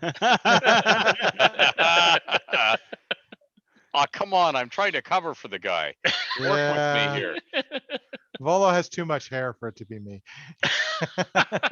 Hair today, gone. Oh, Gun never to mind. boo. I have to say, I didn't mind those April issues of Dragon back in the day because they had some very funny articles. Yeah, they and, did.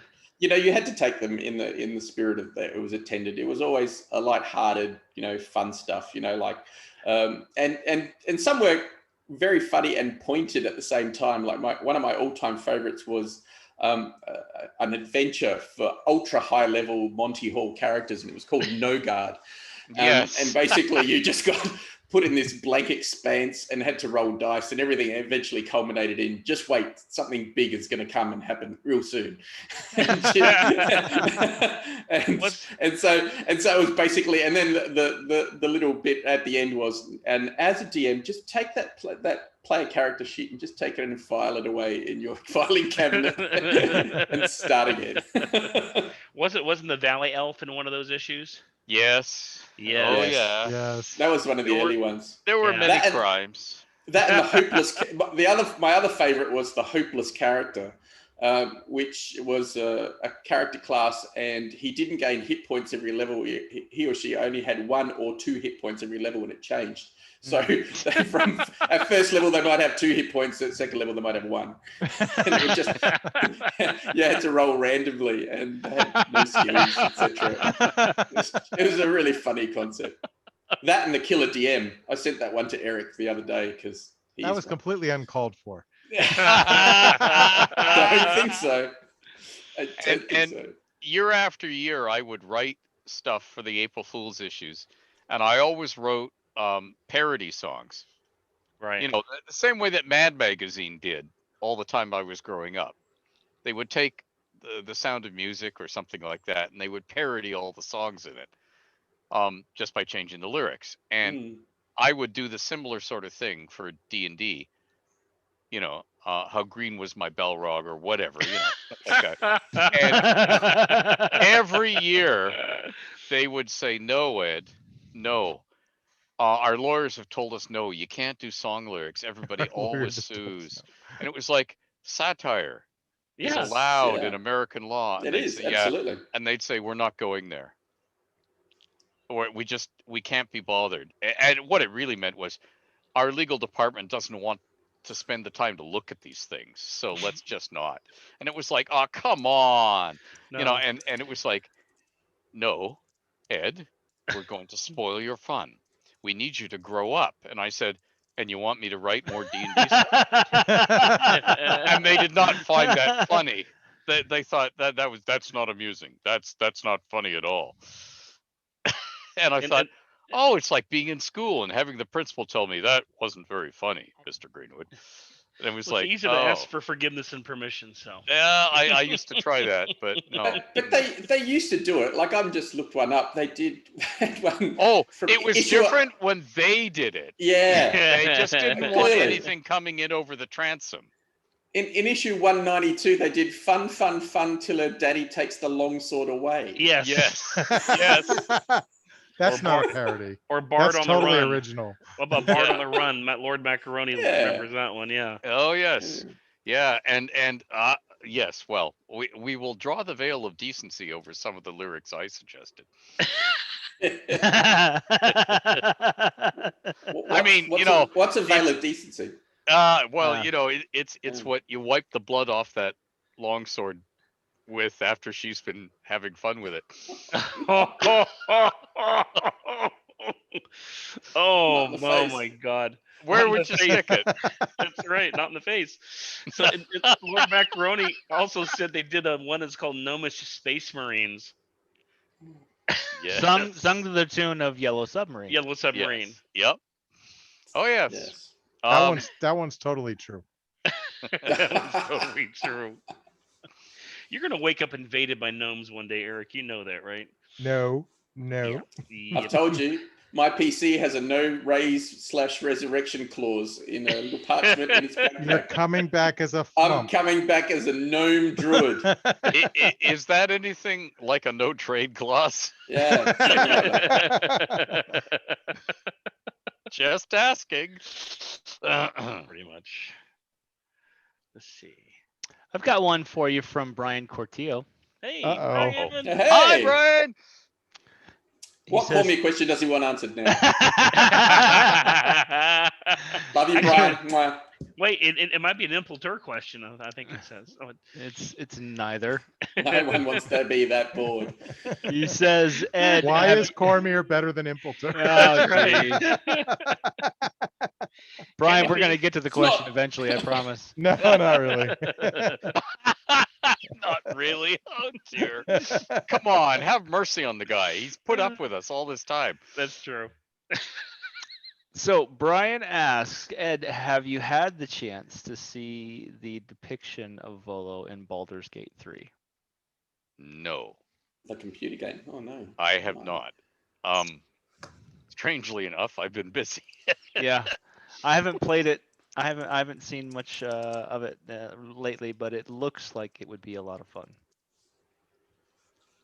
We're I saw all typing the it up. I saw Yeah. the I don't play any of the computer games, so the teaser Yeah. thing, you know, Yeah. and it was like, oh, this looks interesting, and then things got real busy real fast, Mm-hmm. Yeah. you know, for me at the keyboard, sort of thing.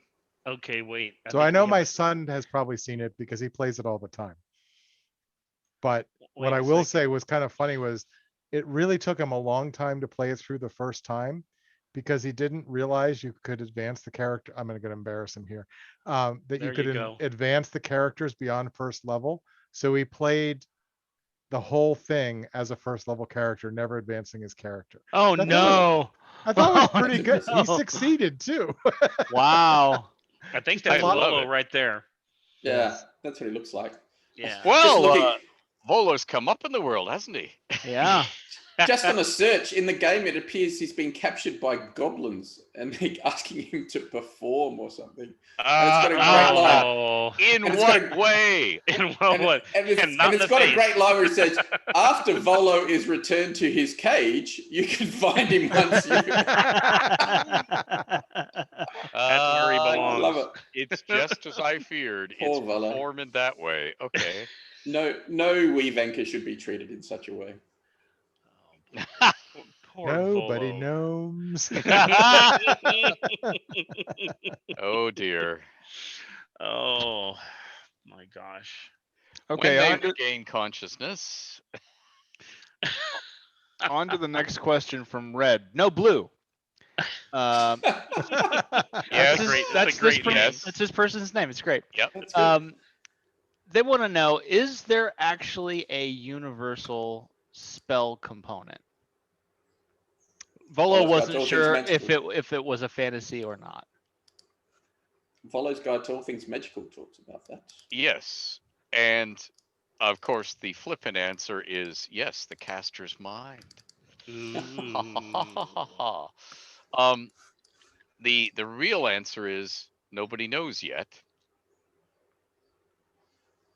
Yet. And be very careful what you try and find out. Okay, Right. fair enough. The second part, or the second question following through with that was, and why did Azuth often appear as a 20-foot tall prismatic pyramid that floated above the ground? It seems too cool for him. Oh, you see, that is just a complete misreading of Azuth. That's right. Azuth is the epitome of cool. Yes, He's he so is. cool, he doesn't have to be cool. Oh, He's so cool, he's not cool. He doesn't have to be. He just naturally is. Azuth is one of those guys who deliberately hides his light under a bushel most of the time. And after all, he deliberately serves Mistra. He doesn't have to. He thinks the world works better when he does, so he does. Mm, You know, I gotcha. he's that level of confident. Okay. So yeah, and why does he appear like that? Well, do you remember prismatic spray? Right. Well, that cone can do all of those things, and it can do all the wall of colors and stuff. Mm, That's prismatic that's his. wall, Yeah. chromatic orb, Yep. all of that- those. Yep. That's his battle shape. Okay. It's his battle shape. That's his final form. Well, it's his form if you piss him off. Yeah, I was going to say, as you've pissed. is Yeah. prismatic. Okay, let's see what we've got here. Said the actress to the bishop. Unless you guys are pulling in questions from Candlekeep, I'm just sticking here with the stream chat. There Oh, was it's one perfect, more Curry. I saw in Candlekeep. And George has a question too, I think, doesn't he? Oh, he does. Yeah. Oh, That's I right. do for Ed. Yeah. Uh-oh. Why I've don't we do been- George's and then we'll do Candlekeeps and then we'll go Yeah, back to the The stream. chat, yeah. because Eric is mean to me, I've been working on the Harple family. This is my little tiny violin. That's And why he keeps him down under, okay? and as I pointed out, Oh. Where he's smooth. Yes, I get it. Uh-oh. and as I pointed out, I've got 225 more years of Harple history to map out, and I've already given details on 40 Harples, but we'll crack the 100 easily. Hashtag release the Harple family tree. Yeah, we'll get there. But I haven't got to Malchor yet. Is it Malchor? Malcor? Melkor. Malcor. I haven't got to Malcor yet. Now I know I assume, was he a PC in the company of Crazed Venturers, or was he an NPC? Here's the thing. In Ooh, I love a thing. every one of the original Realms bands of adventurers, I had one NPC, because if your character got killed off or rendered unconscious, that's who you took over for the remainder of the play session. And Yep. that character could be depended upon to drag your dead and or helpless body out of the dungeon because you were playing the NPC. So Malcor was the NPC in the original. He was the company. NPC. Okay. Yeah. He was well, mine. I played him the rest of the time as the yeah, DM. that makes maybe the possibility of an answer possible, which is great. What Eric and I didn't know or couldn't quite get our heads around was we've got Longsaddle as the Harple family ancestral home estate, Yep. etc. But Malcor lives in the Tower of Twilight on the fringes of the Neverwinter Wood to the west of Longsaddle. Yes. Why? Why did he leave Longsaddle? He this wanted tower? peace and effing quiet. No. Well, there's really two questions. Why did he leave and why did he pick there? Yeah, Oh, why there did he you pick go. there? Okay, so first of all, why did he leave? If I have one more person knocking on the door when I'm in the middle of experimenting with a spell that's zipping all over the tower to borrow a cup of sugar or to borrow several tens of thousands of gold pieces because they're family, I'm going to lose it. And being as losing it would involve exterminating most of my kin, and I'd be sad about that later, I'm going to move house. So they can still come and see me, but they're going to have to make a deliberate trip instead of just going, oh, I know, I'll just go next door and bother Melkor. No, it should take over a day's of journeying, because then you will only come if you really need something, and I might actually get some work done. And I might actually get to entertain some beautiful ladies without all of my kin going, hello, oh, this is a good moment. Pass the sandwich and the pickles. He's getting the good bit. It was like, so he just wanted, his privacy. As to why he chose that place had three things. It had a natural spring of good drinking water. It was situated on top of a vein of very rich vein, pure vein of sapphires that he discovered while adventuring. So he could mine his sapphires and have a private fortune, and therefore sell it. And he had already had some dwarven friends, so he knew how he could easily convert the sapphires into coin, used coin. So that was that, and it was also a nice rocky knob of rock, folks, a natural rocky knob that had a cavern in it that he could easily live in, like camp in, as he did all his work of raising the tower. Like, it gave shelter and place for the raw materials that were going to be done in the tower, part of the stucco and so on, without them getting wet and rained on. So he could sort of had his own, and it would be a future root cellar and wine cellar, okay, underneath the tower that he'd build on top of it. So you put those three things together. Oh, this is the ideal place. And it had nice views. And it wasn't in anybody's backyard. And by backyard, he meant it wasn't too close to a large settlement, so people wouldn't bother him. He had the archmage's arrogance of saying, I'm powerful enough that I can live in the wilderness, and something shows up, I take care of it. Tarask shows up, no problem. I just teleported about 100 miles that way, and we'll see what sort of a good swimmer it is. The bottom of the Sea of Swords, just boom, gone. And by the way, that was the old archmage's way of dealing with anybody. You prepared a teleport trap that you concealed around your tower, and if anybody showed up to bother you, they'd be standing on the teleport trap, and you just trigger it, and you'd send them wherever you wanted to send them. And if you didn't want to kill them, it was just a street corner in a bad part of Waterdeep. And if you did want to kill them, it was just above an active volcano or several hundred miles out to sea in the Sea of Fallen, Wow. the Sea of Swords. Ploosh. End now- of problem. Now we know the origin of the welcome mat in the realms. Yeah. That's right. That's right. So- Why didn't Elminster so- have those around his town? Now do you see, remember, welcome mats in the realms aren't welcome mats. They're, well, come. Come if you're coming. Sorry. I've got two follow-up questions.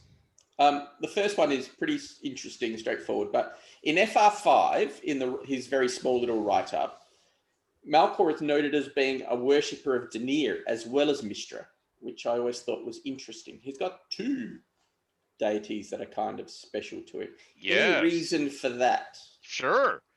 Because one of the things that Malcor's secret hobby is writing and assembling a magical library. And by being a servant of Denir, meaning he would occasionally do things for Denir, Denir would in turn make sure that Denir's clergy helped Malcor. Spell inks, the right paper, and providing what you might call editing services. Like they'd read over a particular spell and say, oh yeah, but there's a more elegant one of those. There's a copy in Candlekeep. Or, oh, just a moment. And they'd go to the temple and they'd come back and lay the two spells down so Malcor compare them, and he'd say, oh, that's interesting. You mind if I copy this little bit here, and provide all these variants in just, for the book? And the payoff was, certainly you can do that, Mr. Harpel. We'd of course expect a full copy of the book when you're finished. No problem. I will gift it to the temple. So it was a back scratch, which Mr. loved too. And Mr. would say, okay, I don't expect you to be writing extra copies of all the spell books, but that page, and that page, write 4 scrolls of them, and then hand them to my next chosen who walks past the tower, and they will distribute them around the realms as part of my, getting magic into the hands of people. So it's all very scratch my back. And it's also, when you're wondering, what does an archmage do when they're not out killing things or being attacked by player characters? This is what they do with their lives. So, I mean, and I was building that in. They all have day jobs. So So the second follow-up question, and noting that he appeared in your Spellstorm novel, set in Yes.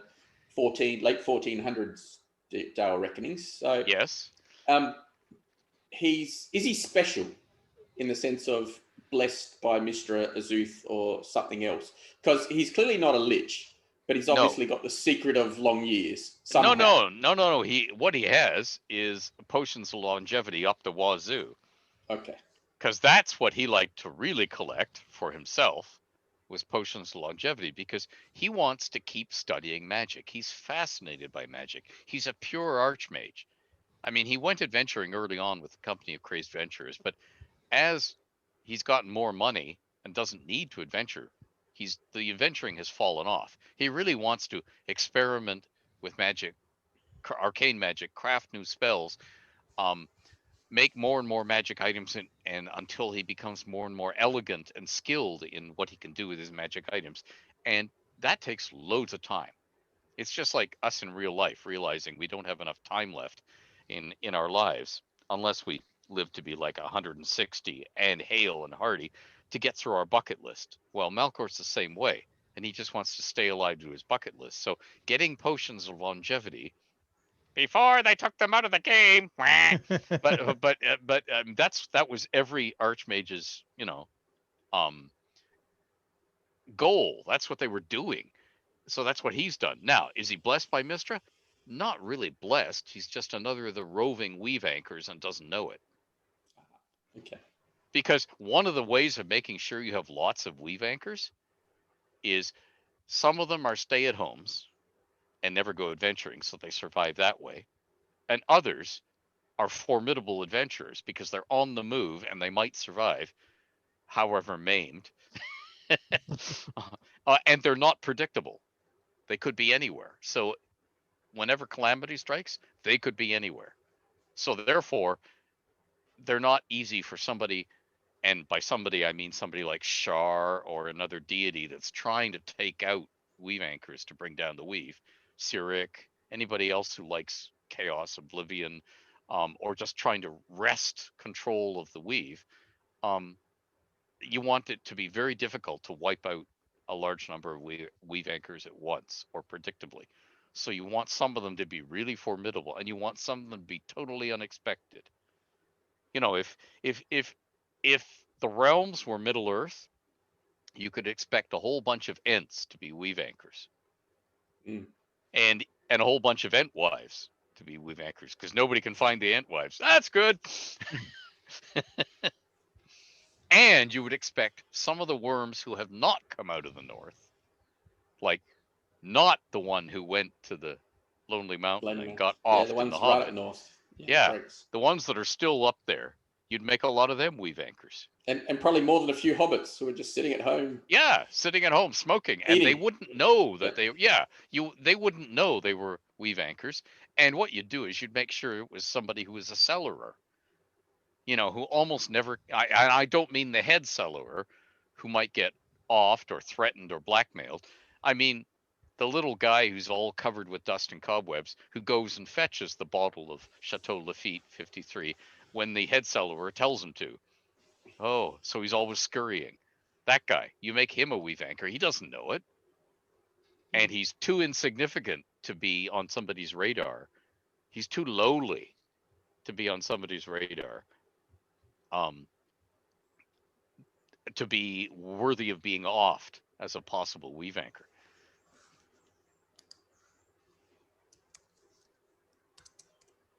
Okay, that's Malcolm. I got no more Got it. questions.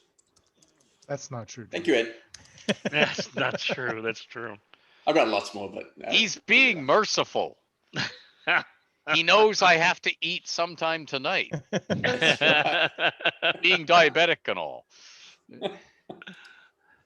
Eric, did you have I'm one? gonna- Oh, go ahead, George. Yes, I do have one from Candlekeep, and then we'll go back to George, who's supposed to be asking a calendar question. Yeah, we'll get there. We'll get there. Okay. This He one's doesn't want me to run first, you see. probably NDA, but why do the gods not speak of Oromikos? Because you want your mortals to strive. You want them to do things. You don't want them to feel insignificant or ever think, well, why bother? Why bother do that? Why bother do this? You want them to be abroad in the world and doing stuff because that's your sole entertainment when you're a deity. So one of the things you do not want them to think of, oh, there's this there's this life form that's been around forever and is way more powerful than us, and it just sits there, and what's the point? You don't ever want that to be that sort of thinking to gain any traction amongst mortals. So you don't tell them about all sorts of things. Besides, it's way more fun when they discover things for themselves. That is what mortal life is about. That's true. Making endless pratfalls for the amusement of the gods and discovering stuff for yourself. I've always been fascinated by Aramikos. I mean, it's one of Eric's few good ideas. And, Oh, you be nice to the So man. predictable. But it's also the Um, largest. Isn't that the largest creature? Yes. As we have talked about, it's Canadian. It's Canadian. That's right. It came, Which- I had read Which an means it article. can drink everybody else under the table. Exactly. That's right. No, I had read an article about this largest living creature in Canada that was a giant fungus, and that's what actually inspired it. Yes. But what I intended for it, We elect um, them to cabinet in Canada. exactly. What I intended for it was it gave the DM a way to have dungeons that came and went. Ed was saying earlier a philosophy that I strongly agree with, which is you need to know why the event didn't happen yesterday and doesn't happen tomorrow, but happens today. And likewise, you need to know why is this particular location something that would stay in a status quo for a goodly amount of time. And both of those Aramikos basically helps you understand, right? Because the whole idea, the key thing of it was that it would, for mysterious reasons, grow and shrink. And my thought was there were all sorts of like dungeons down there of races forgotten and cultures forgotten, that it's hiding. And you could just have it mysteriously move away and open one of them up just as the murder hobos show up. Or likewise, if you were done with it, we'll go back in the morning. It might not be there in the morning. So it gave you a way to have dungeons that came and went. That was the idea for it. So you can do what you will. Plus, I didn't see any Underdark connections at the time from the High Forest, and so I thought it was fun. Well, George hadn't written them yet, so. No, I was thinking about the fungus, and I've got some other thoughts about it. But the one thought that struck me was, I mean, I was thinking about the The fungus. those fungi have always, since earliest Dungeons and Dragons first edition, etc., have had latent psionic abilities, grey oozes and things like that, and etc. And I was thinking, what if it became as powerful as it did because it enveloped an Illithid, a mind flayer city, and basically there's an elder brain just sitting right at its heart, just emanating psionic, invisible art power through this fungus. Through a And this, mycelium type kiddies, network. is why you listen to this podcast. And That's right. and- This. and there is basically an Illithid heart to Aramikos that may or may not be revealed, and murder hobos may or may not be able to get to one day. Excuse me, It's an sir, is interesting that a thought. lawful thing or is it a lipid? I do you like have a that lip. idea of a parasite that invades an elder brain and then keeps growing and growing and yeah. growing. Yeah, Yeah. and if you want to go deific, and most people do, they love the gods. God, everyone loves the gods. It could be a Moanda thing. He's involved. You went there. Yep. I went there. Yes, All I right, did. you guys heard it here I have first. no shame. That was George's second good idea. Oh my God! What was the And first we're, one? We're still looking for that. Yeah. Everybody gets a freebie, right? You No, get a good I- idea, and I you actually- get a good idea. I actually have, and I wish Stephen was here. I actually have what I think is my best ever idea.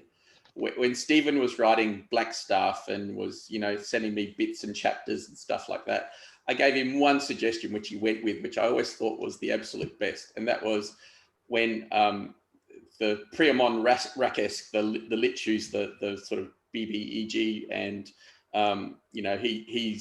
he's destroyed by this ritual, but he thinks, I'm a lich, I'll just reform and, I'll be good. And then Halaster turns up and he's holding his phylactery and just looking at him. And I said to him, I said, he thinks he's going to get away with it, or he'll just reform and it's no biggie. I said, you've got to put Halaster with holding his phylactery and making him understand that, it's done, he's history, etc. And he went, oh, I like that. And it went. So it's like, that's my first good idea. I couldn't give one to Eric because he didn't deserve it. But anyway.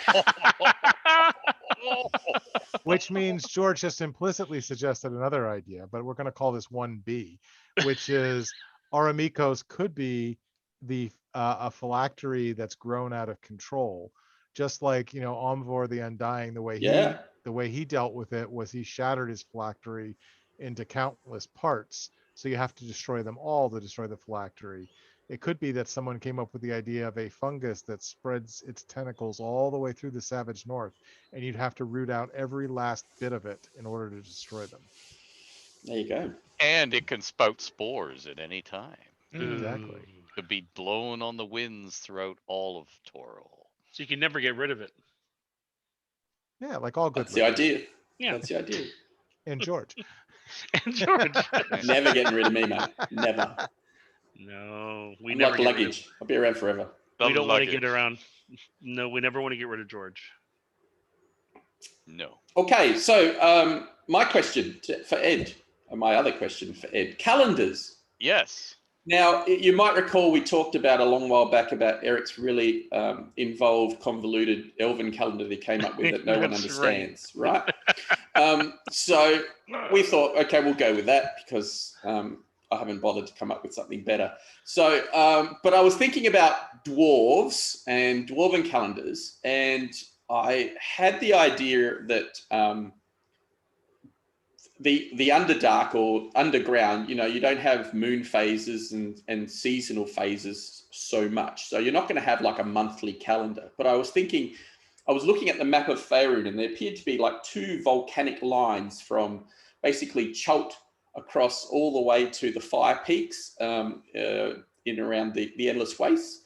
Mhm. And then a more northern one across from like Tuan, Yep. Turn, Yep. the island in the Trackless Sea, all the way across to basically the high ice in Anarok. And I was thinking that they create a geothermal sort of fluctuations. And so the dwarves measure time underground by those geothermal fluctuations. And basically it tallies up with the surface seasons, although they don't really look at it that way.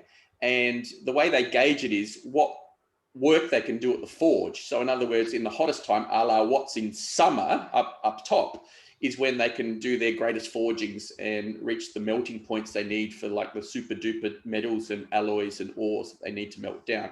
And obviously then in the winter, they're mining and they're getting the ore, etc., ready for the time of forging. So that one worked out okay. And then I came up with an orcish one. And I have to give credit to my wife for the melting metal part of that, because I had the temperature fluctuations. I just couldn't link it to the dwarves. And my beautiful wife came up with the linking it to the melting metal. So Antoinette, one for you, you're a star. And then for the orcs, I came up with the life cycle of the ripplebark fungus that you mentioned in one of your Worms of the North Ed article, which is their main food when they're not eating elves, right? Yep. And so, so the life cycle of the ripplebark fungus is about 50 days, and there's 5 of those, and interspersed there's like a quiescent 3 days in between each growing phase, which the orcs use for religious holidays, etc., etc. So that one worked pretty well. The two hardest ones that I couldn't come up with were for gnomes and for halflings. Now, gnomes are very much become a part of the fabric of modern realm society. So I'm not sure that they would have anything different from the calendar of Harpdos, or they might have borrowed the Sure they do. dwarven Every time means. the portal opens to the abyss, they count Yeah, that as yeah. another month. I was thinking it could be as as the hell moon waxes and wanes over Avernus. They get Yeah, the idea. exactly. etc. But I was and halflings. Again, we know a lot about the halfling race, but we don't know really anything that nails them down as in this is halfling. So I was just thinking if you had any thoughts about how gnomes and halflings Well, and any other the races. halfling calendar is tied to the sun and moon. Okay, cool. And that I had already decided. Remember some of the place names in the 5 Shires Yep. for the known world, Mystara? I was still working my way through the thoughts of how I wanted the halflings to be in the realms there, because you might remember there's some stuff in that like Black Flame that is from the D&D game, from the known world setting. And I was having to do the 5 Shires was written in a month, guys, top to bottom, and Wow. it was what I needed to do because I could see that everybody was writing all of these weird kingdoms that were at war, or were necromancers or intrigue, and it's like, where's the breadbasket?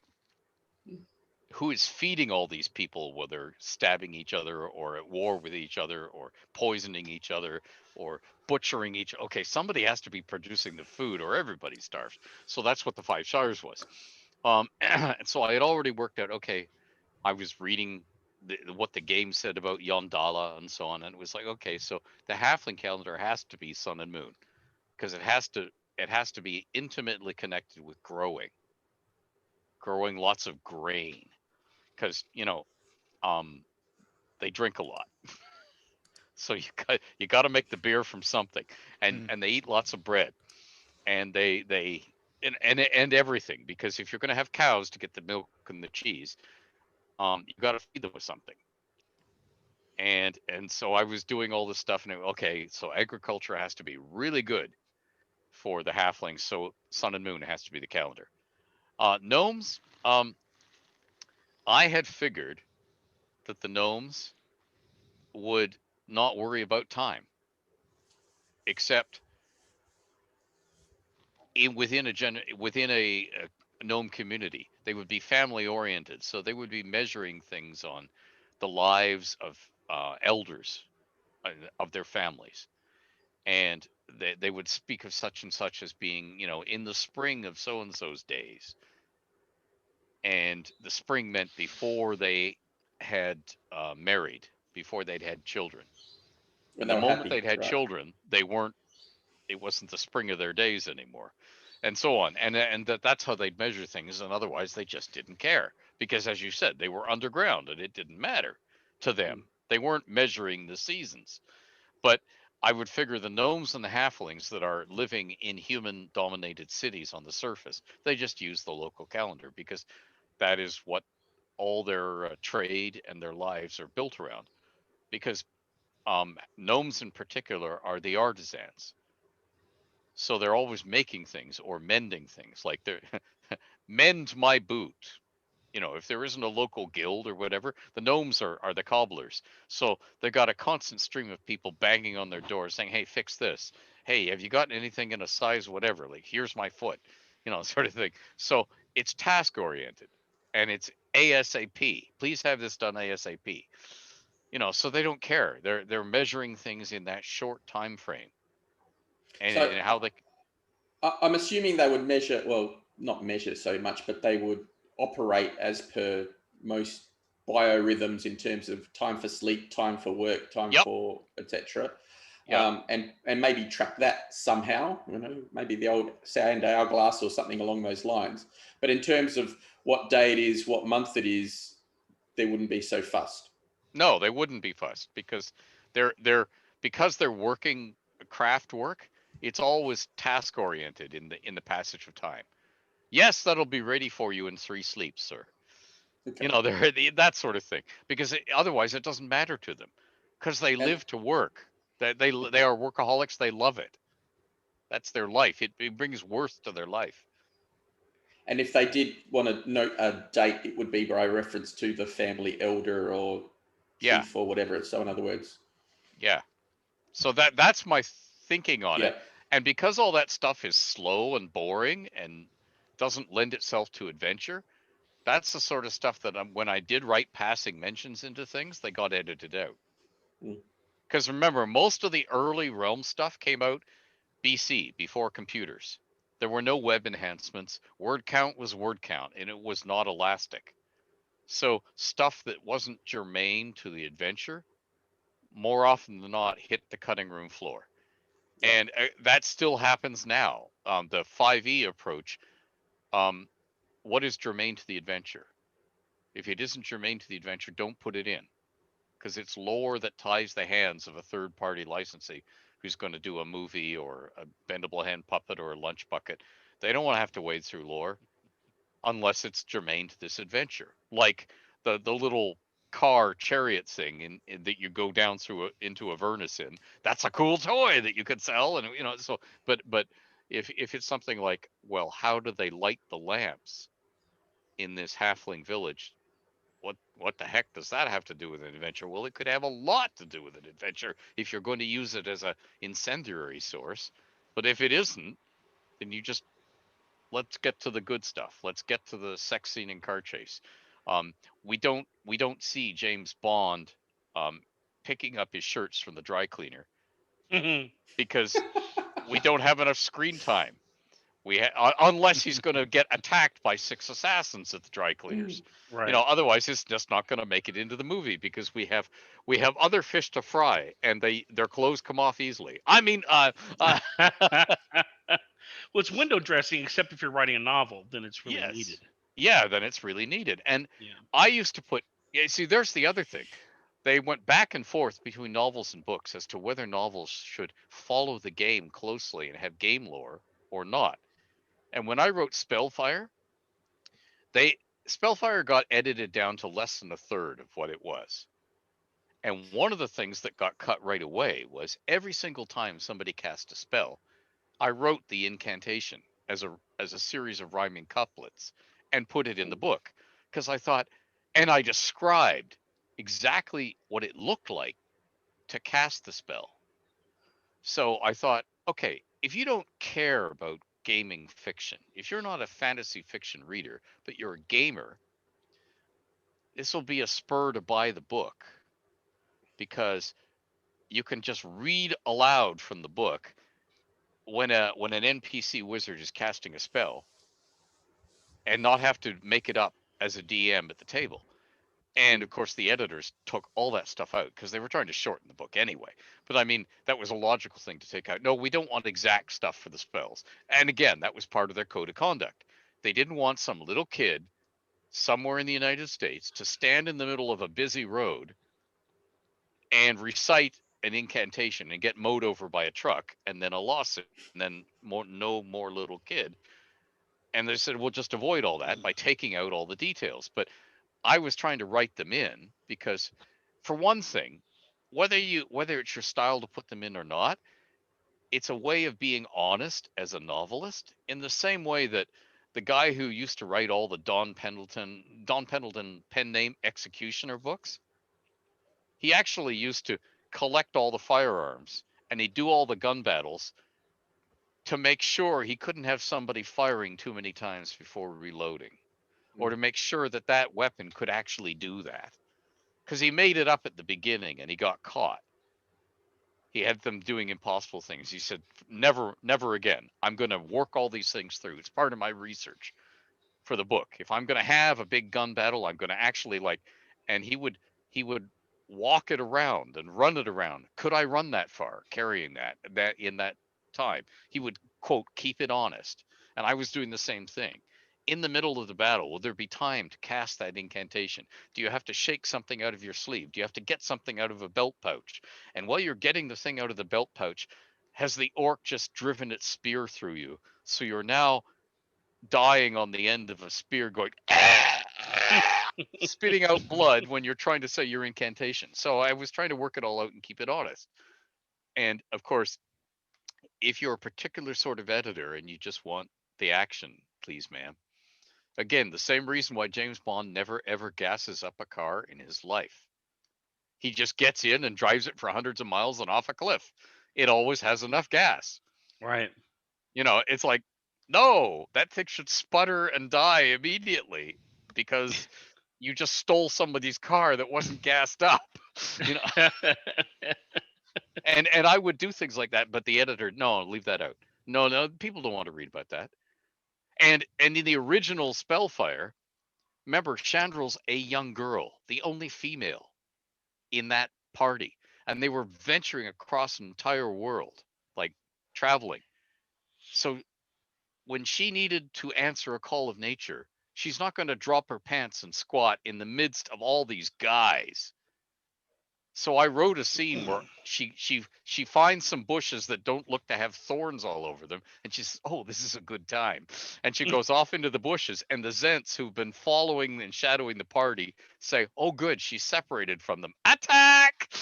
And they're going, and the guys are all yelling, "Chandril, in a minute!" And because she's busy relieving herself and everything. And I wrote that whole scene in, and of course the editor said, "Excuse me, this is not going in the book."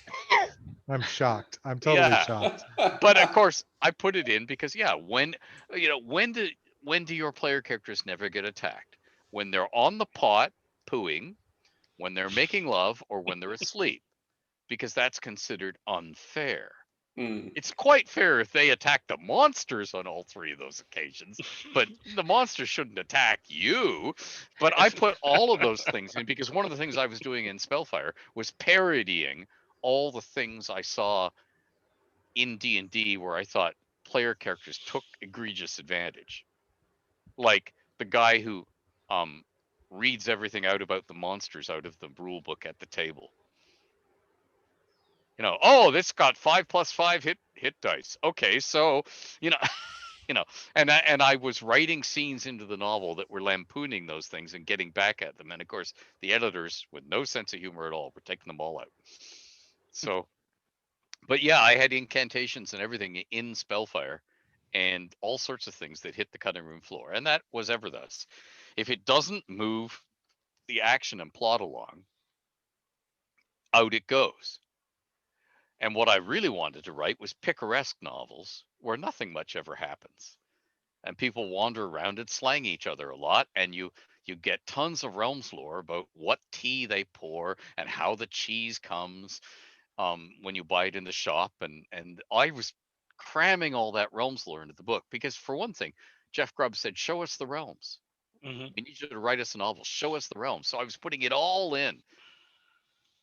And the book department had changed in that interim. Gene Black had retired for health reasons, and everything had changed. And the new people in said, "What is this idiot from Canada doing? You know, this book is moving along at a snail's pace, and people are making offhand jokes that have nothing. Where's the plot?" And I said, "There's the plot. It's in there." "Yeah, but you take your sweet time. Come on." And it's like that Samuel Jackson thing on YouTube about Game of the Thrones, where he's always talking about, "You want F-bomb dragons," you know, and then he's telescoping it. That's what the editors are trying to do to all my writing. Well, you get on and kill some things. And in fact, I had one editor, I will not name him, who said the Forgotten Realms is guys fighting monsters with swords or magic. Kill something every 6 pages. Really? Or we're not publishing it. Sure. That was the philosophy. So that's what I was fighting against. I was wanting to have this long book where they play pranks on each other and they tell the latest jokes and they share gossip, and it takes them 15 pages to go down the street. And the editors wanted, "No, it's swords and sorcery. Kill something." God. So just to confirm, Ed, it's unfair to attack player characters at night when Yeah, they're I was just sleeping. gonna say, That seems to No. happen a lot in So, campaigns that I'm familiar with. yeah, I've seen something really familiar about Yeah. that recently. Seems to happen Only quite a happens lot. when the PCs whine a lot Quite a lot. Quite a lot. about everything. I did write a scene that I understand why they took it out for reasons of good taste. Um, two characters were in bed together, about to make love, and the assassin underneath the bed drove his blade up through the bed into the back of one of the naked back of one of the player characters, and that player character said, "Oh, Oh, geez, a little rough on the foreplay." And for some reason, that hit the cutting room floor. I don't know why. It may have been a sacrificial lamb, because that was the other thing I did. Yeah. I wrote in tons of sacrificial lambs for the editors to pounce on gleefully. Oh, that immoral, corrupt, smutty man up in Canada. And they would take out the things and then let the mild things go through, because they were just so overwhelmed with my top things. And I had to stop doing that because they got a new editor in once, and he let most of the sacrificial lambs go straight through into print. And there was much consternation. So no, I can't do that anymore. Oh my god. No, you don't understand. These are the things we're supposed to cut. You're supposed to Yeah. cut him out. Yeah. Do your job. I mean, you see, in the old days, I would send a diskette, and they would take it to the Mac room, because you see, they had all these terminals that were all connected to the mainframe, and they had one Macintosh in the Mac room that ran the printer for everybody on the entire design floor, because they needed one computer that worked, so they bought a Mac, and it ran the printer. This is image writer days, fanfold paper. Hmm. So I knew that the stuff was being printed out, and I also knew that all my editrixes at that point were female, and I knew them personally. I'd met them all from my trips to TSR before and after Gen Con. So I would write sex scenes for their amusement, knowing that when they take the stack of fanfold that was about this thick to their cubicle, and usually dump it in their lap, because they didn't have enough room, because all the desk space in the cubicle was piled high with work, and they would read it like this onto the thingy, and they'd come to a sex scene and they'd just tear it across the perforations, flip, flip, flip, flip, tear again. And then they'd put it aside and they'd stand up on their chair in the cubicle and begin reading the sex scene for the amusement of all their coworkers. And certain of them, Karen Boomgarden, now Karen Conlon, would read it like a high school drama queen. And then suddenly, and of course, everybody would stop what they were doing. This was just as the days of Sony Walkmans were taking over, and people were starting to have headsets and play music so they could get their work done without interruptions from around. But that was just coming in. So most of these people were a captive audience, and they were probably bored, pooless. So somebody would start reading this, and they'd all stop, and they'd lean back, and they'd listen, knowing it was going to be about 5 minutes max. And it would just be a break from their working day. And then the editrix would take those pages home, because they were never going to appear in the novel. And I figured I'd made their working day a little happier or more entertaining, and it would be fun. And then I thought, I've got to stop doing this, because their stuff is creeping into the novel. I was just gonna say, how many of those were missed? Right. Well, mild stuff got missed. Right. Implications. No, I would occasionally write a full-on sex scene, knowing darn well it was going to hit the cutting room floor. because Because you can. yeah, because it's one of the things people do when they're not killing things That's right. every 6 pages. All right. On that note, I have a different question for you, Ed. Okay. All right. I want to know about the heralds. Yes. So I'll pick on one because I've been thinking about it lately, which is Diadar in Amphail. But you had a long list of heralds in Code of the Harpers, and put aside the Cormier ones because I don't want to, annoy Brian. But for the other heralds, Again. Yeah, are they lifetime positions? Do you lose office when somebody kills you, Or do you only hold it for a short while before you hand it on to the next guy? Do you tend to be from the town that you live in, or are you, brought in from out of Parachuting in. state? Yeah. Yeah. No, being a herald is a purely an expertise thing. Okay. So they would be appointed and brought in. You could easily lose your position if you misused it, like you started selling things or making mistakes as a herald. So you ended up with stuff that, I mean, they're very sort of, it is very meritocracy, proper meritocracy, as in the better you are at it, and the most, you see, being a herald, the essential qualities you need are you have to be trusted by people. So you have to be worthy of that trust.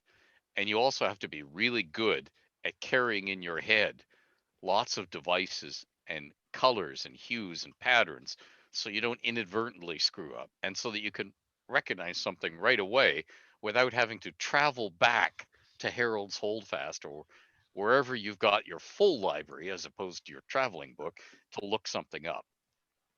It's sort of like us trying to be experts on the realms without our libraries handy. Impossible. Those are the qualities you're looking for in a herald. So it is not hereditary. It's not passed down. The office, any given office. I mean, the offices are like Crescent Coats is always the herald in this spot, but anybody could be Crescent Coats, like the Xanathar in Waterdeep. um, but you could be dismissed from that post. You could be replaced by somebody else. It's not usual because usually they guess right at the or they judge right at the beginning as to who they appoint, so that not too many heralds disappoint. But there are certain heralds who are just good at the local level, and then they'll never be better than that, so they don't advance, and they keep that office for almost their entire lives. You can resign it whenever you want to, and most of them resign it when they realize that Alzheimer's is creeping in and they're forgetting things. And what they usually do is the next time a ranking herald comes past, they say, "I have to talk to you," and they go off inside thing in private and say, "I'm forgetting things." Mm. And then usually it says, "Right, you're going to have to retire."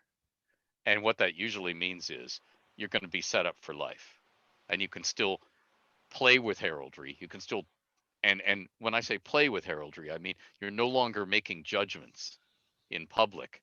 But Mhm. when somebody requests a blazon and they don't have an artist or they're no good, they pay the heralds extra and somebody draws it for them and hands them this beautifully drawn blazon.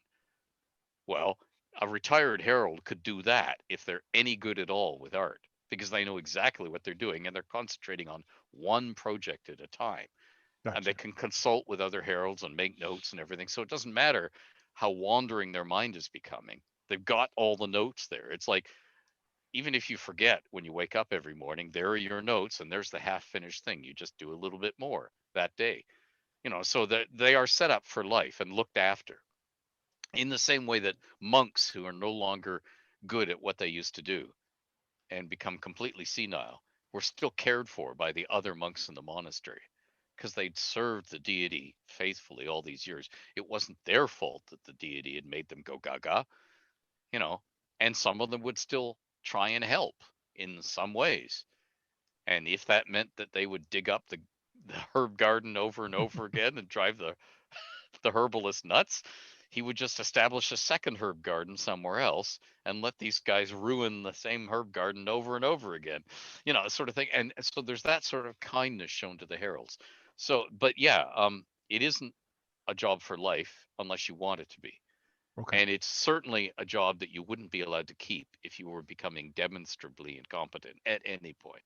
And you'd be expected to volunteer yourself when you see yourself going to. Yeah.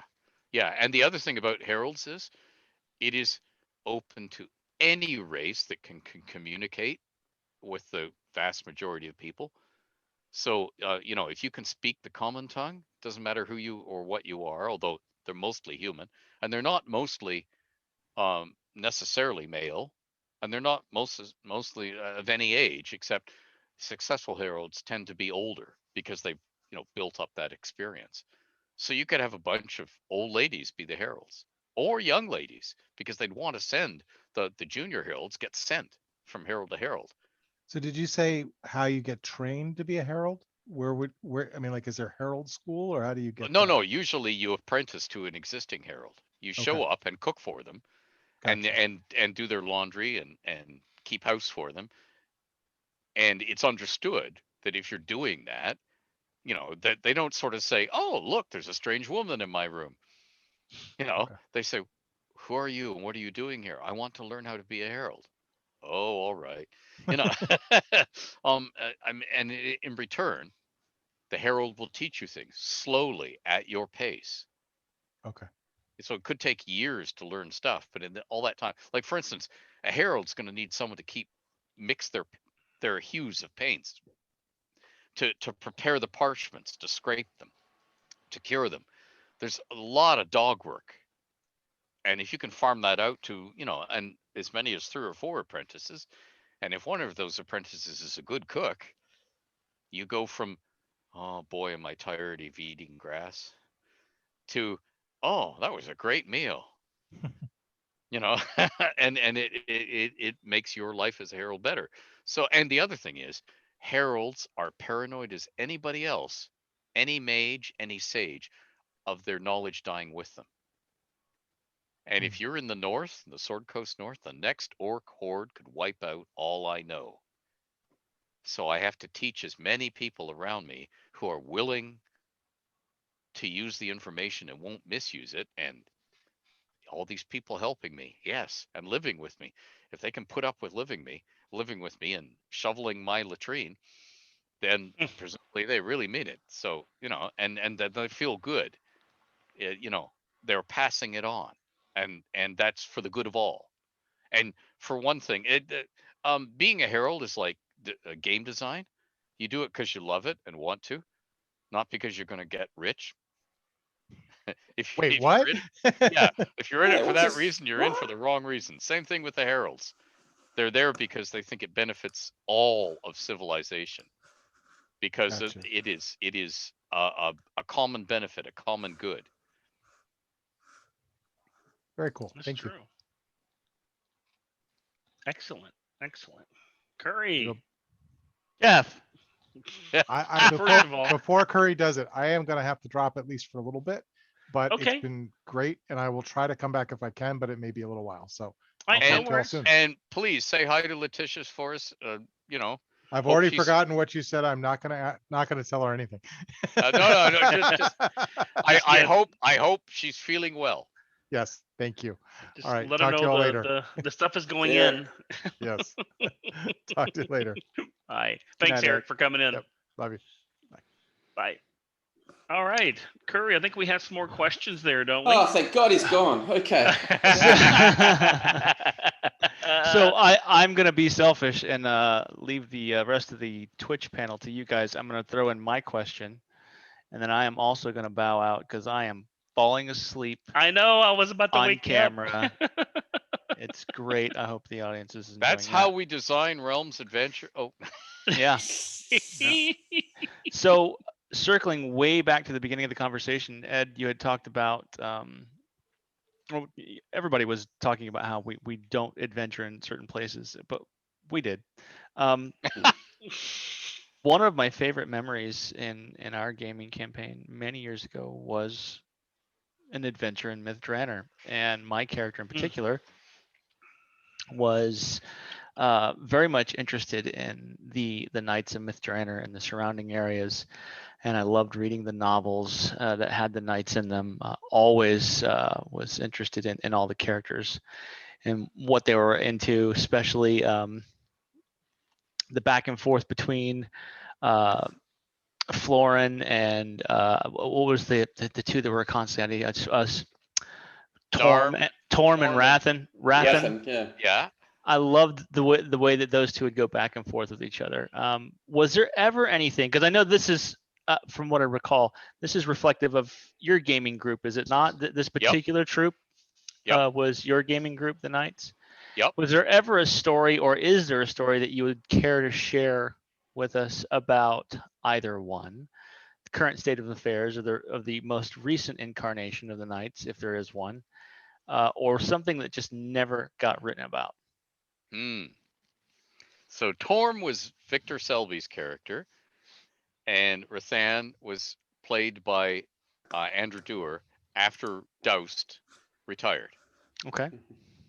and same way with Torm after Jel Desturian retired, because they were into retiring their characters when they reached a certain level, and they would get married and have children.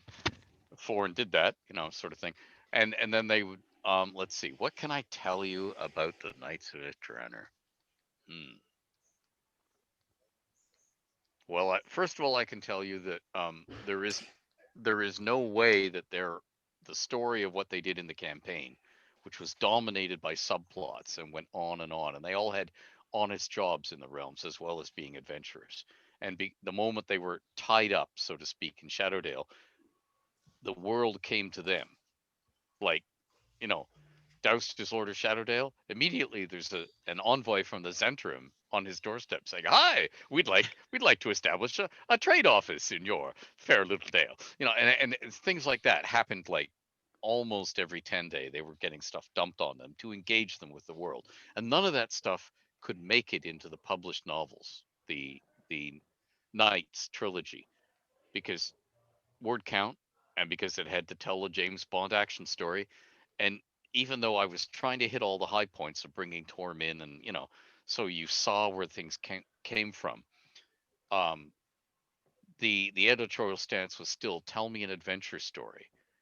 So I decided to look over Florin's shoulder because he was your stereotypical hero, and I wanted to show what it was like to grow up as in a small backwater and want to be an adventurer and be careful what you wish for.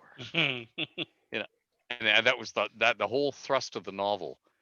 And I don't want to spoiler the endings of the novels, but there were some unexpected bad endings, and and the sort of last words were questions, and they were questions aimed at the reader as much as at the character, and that was deliberate and I was trying from the very beginning to sort of get at the central message of the realms, which is that any life is better lived with love, love to the people around you, and that's what this is all about.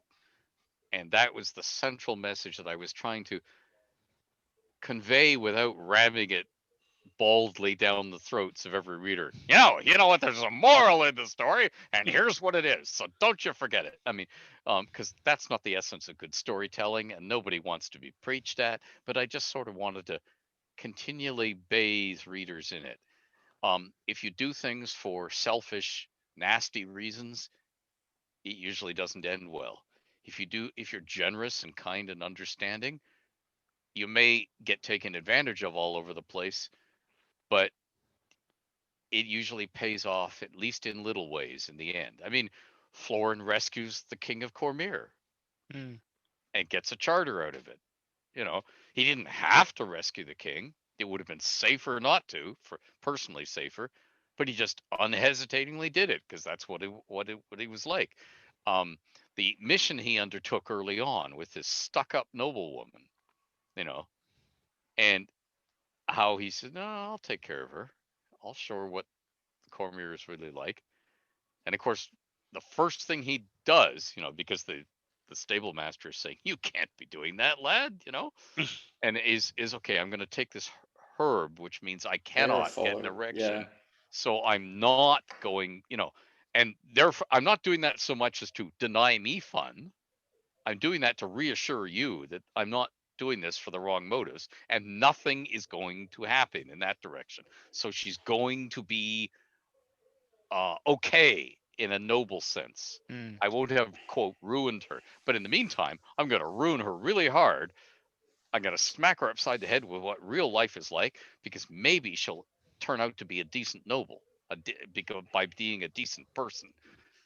And of course, life is going to happen to all of them, you know. And but I was trying to do things like that, and because I was thinking, for an older reader, this will be entertainment. For a younger reader, this is like, I'm trying to find my place in life, whatever it is. Mm. Okay, here's a whole bunch of people in a fantasy setting trying to do the same thing. And boy, are they having pratfalls all over the place.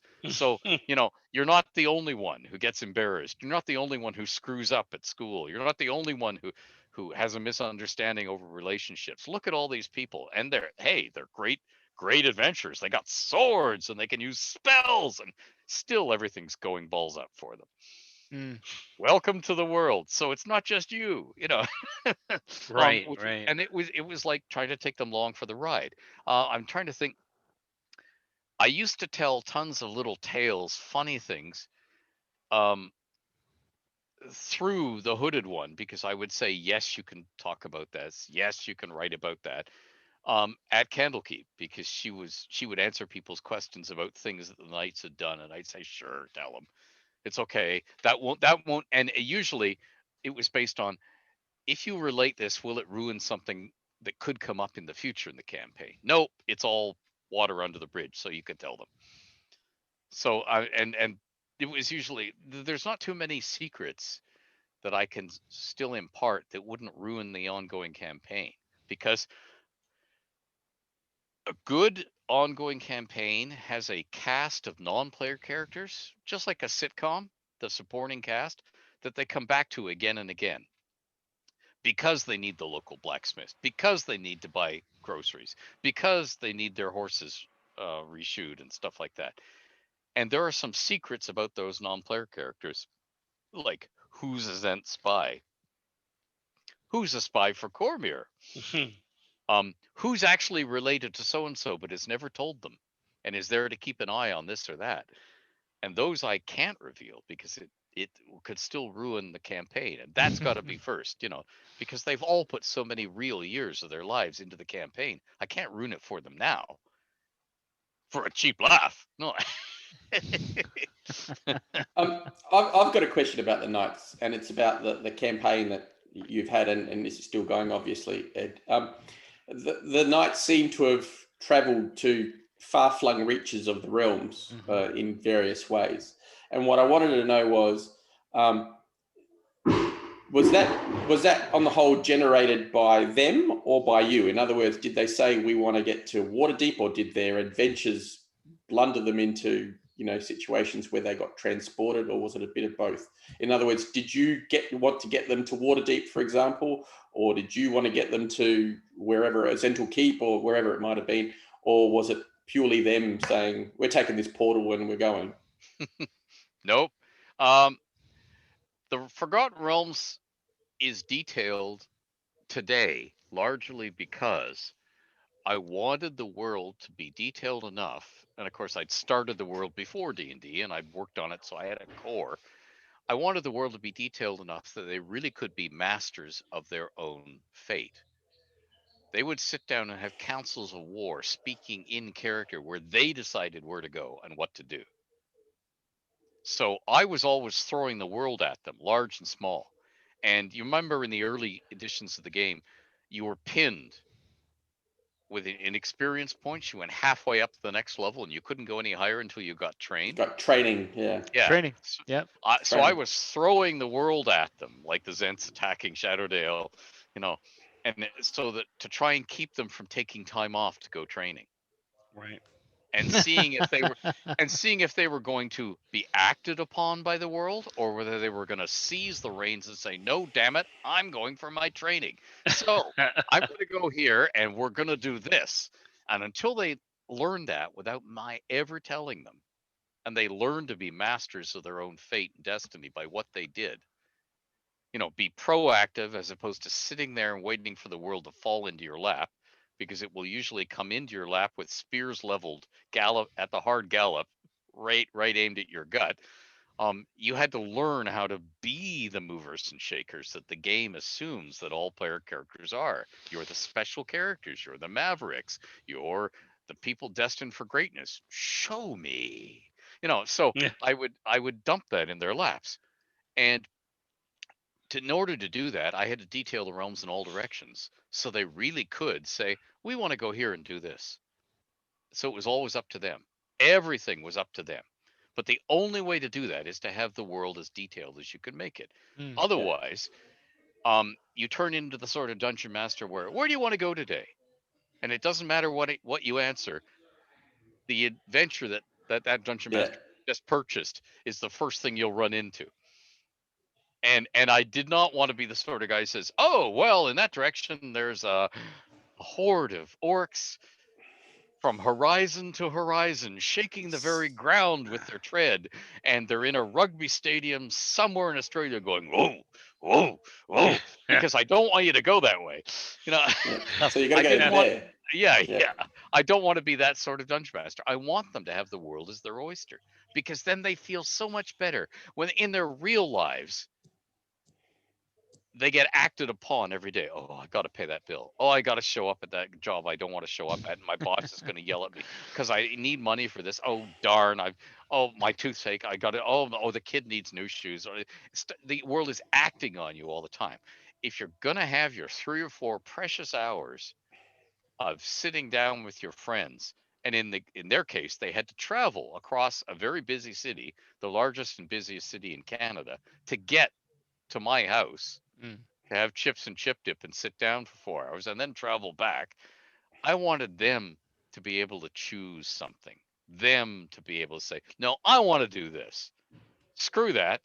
I want to go do this tonight and be able to do it because it's such a payoff. It's the one moment where they control their lives. Mm. As opposed to real life, and that's just the satisfaction where they all sit back in their chairs and smile at each other and say, "Yeah, we're gonna go clean out that orc's nest tonight." Yeah, and then they go and do it. It's like the satisfaction. If you've ever seen the movie Secondhand Lions, Yep.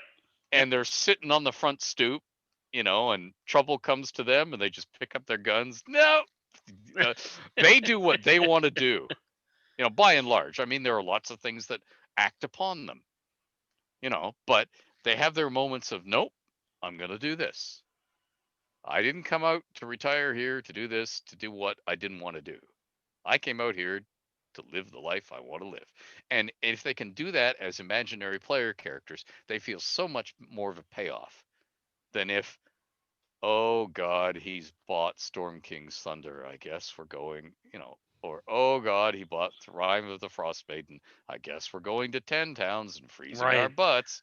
I never want to be that sort of DM. I want to be the sort of dungeon master who says, yeah, I have a complete detailed world. Where do you want to go? Because they feel so much better. And they also feel so much better if things go bad.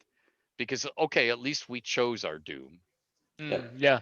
as opposed to being railroaded into it. Ed, how did your gaming group come together? Was it school friends, university friends, through the library? I don't know. How did you Convention, gather? something. Yeah, Well- how did you gather your group? Okay, the company of Crazed Ventures was my best friend of the time, Andrew Dewar, and the guy I sat next to in the church choir, Victor Selby. And Victor saying, "Hey, have you played D&D?" Yeah. Oh, do you want to get together and play D&D? Sure. And he said, "So, what are you going to run for us?" "Oh, I'm your dungeon master." And we rapidly gathered 2 other people, Ken Woods, who now runs Black Oak Brewery in Toronto, and Tim Turner. And we played, and we'd already played other things. At Tim's father was very wealthy and had a huge downstairs, and Tim lived in the basement, next to a walkout kidney-shaped swimming pool with a fireplace and everything around it. And we would play Divine Right and some of the other board games and stuff. So that was how that group got together. And then a little later, I was running a library program for teens at the Don Mills Library that I worked at. And they were desperate for teen programs. And they had 2 perennial teens programs. One of them was first aid course offered by an outsider for babysitters, which was useful and cost money, and parents would send their kids to it. And the other was good grooming for teens. Now you can imagine how popular that was. So when I offered something that kids actually banged on the doors of the library to sign up for, Mm. they said yes. They only said yes for one session because they rapidly realized, what, you only going to allow us to have 8 kids in there and you want to play for 3 or 4 hours? We're not paying you for staff time for 3 or 4 hours for 8 kids, because they were used to programs where you showed a Disney movie Yeah. and you The got 30 kids, yeah. yeah to 30 or whatever your fire capacity of the room Mm. was, and for 1 hour of staff time to turn the projector on and leave the room, and then And do real check work. your watch, yeah, and come back and turn it off, yeah. Or if it was a 2-reeler, to come back and change the reels. Anyway, so that they were not on for this expenditure, but to that, when I advertised it, it was advertised via the library, so it appeared all over the city, the advertisements, and we got people just banging down the doors from everywhere. They traveled all. I mean, Toronto as a city, the original, the city now, is like 35 miles across. So people were coming 35 miles by bus because most of them are teenagers. They can't somehow convince their parents to drive them. Mm. So they're showing up for this because it was a chance to play D&D. Mm. So that's where the group that became the Knights of Mithrandir got together. John Hunter, Ian Hunter, and my wife played Jasail. Yeah. Yeah. We worked together at the same library, and she sat in and she handed Jasail off to Anita as soon as she could, because um, though it was mildly entertaining to her to be part of role playing, because she was an old theater buff, so it was like improv theater. It was like, yeah, I'm really not into sitting around killing dragons with all these teenagers who are, because Jenny's that much older than all the rest of us, and lived through the Blitz and everything, and this was tame by comparison and all that stuff. So she handed it off to, but it was great fun, and we explored the haunted halls in that library campaign, Mm. Nice. and Nice. Yeah. and Brilliant. it was held in the auditorium at the library, and any public program, you could be limited in who you could sign up to the program. So I did limit it, but anybody could walk in and sit in. So of course I got all the parents one after another to make sure that, they weren't doing anything crazy. Mm. Kid Summoning wasn't. devils. Summoning demons, yeah. That's We right. got all the local clergy would come Wow. and sit, and it was really funny because um afterwards, one guy stayed for 3 hours out of a 4-hour play session. And afterwards he said, "Gosh, you're a stubborn." And I said, "What do you mean?" He says, "Well, you managed to waste time for 3 hours until I had to go to another engagement." And I said, "What do you mean?" And he said, "Well, you obviously weren't. There was no altar. There was no nude woman. No sacrifice." And I said, "Yeah, we were playing D&D." And he said, "What do you mean?" I said, "That's playing D&D. What you watched." He says, "What, that ham acting?" And I said, "Yep, that's D&D." Yep, that's it. And he said he didn't believe me, but he came Yeah. back a couple weeks And did later, another and we were 3 doing hours this. worth. But I mean, that's how the Knights of Mithrandir started, and they just, when the library program ended, they all sort of looked at me and said, "Can we go on doing this?" I said, "Sure, once a week at my house." So they all came to my Awesome. house, and it Awesome. was great. It's And only a and 2-hour drive. yeah, and then eventually we would get together at summers at my cottage, and they would play. Um, the first day we would play what we called the Silly Jim game, because Jim Clark, known as Jim to us, um, he's in the reserves now, and he would bring a silly game, and then were classic games like Milleborn or Empires of the Middle Ages from SPI or Squad Leader or whatever, and they'd all bring them up and we'd all play them. And we play a whole mix of games, awful green things from outer space, whatever. We'd have fun. And then the next day we would do a 12-hour realm session. Ah. And the next day we'd do the first half of the day would be polishing off the realms section. Then we'd all go for a swim. We'd eat far too much steak, and then we'd play Arkham Horror. Nice. In the middle of the night, we'd take all the empty bottles that we drunk everything from, stick candles in them, turn off all the lights in the cottage, light the candle lamps, and play Arkham Horror by candlelight. And we had very noisy neighbors who drank and raced their motorboats and water skied and everything all weekend, and were just totally obnoxious. And we would wait till they'd fallen asleep. And then the tradition in the game was whenever you met one of the great old ones, you would bang open the door of the cottage and you would walk around the entire cottage going and wake up these noisy neighbors, and then go back into the cottage. Oh my god. And they would swear and curse at us. But the other thing is, their cottage, like ours, had an outhouse. I also had an indoor bathroom that had to be pumped. They didn't. So they had to come within 20 feet of my cottage to their outhouse to answer a call of nature at any time of day or night. And at one point, a woman actually ran with her pants around her ankles. Total fear, because she was sitting in the outhouse with the door open because it was dark and it was night. There's no light in the outhouse. Yeah. And the moonlight was filtering in, and then around the corner of the cottage came Victor go. And it was her first time of being exposed to a wild Victor playing Arkham Horror, and she just jumped up and ran, peeing at full run, back Oh, to the man. cottage.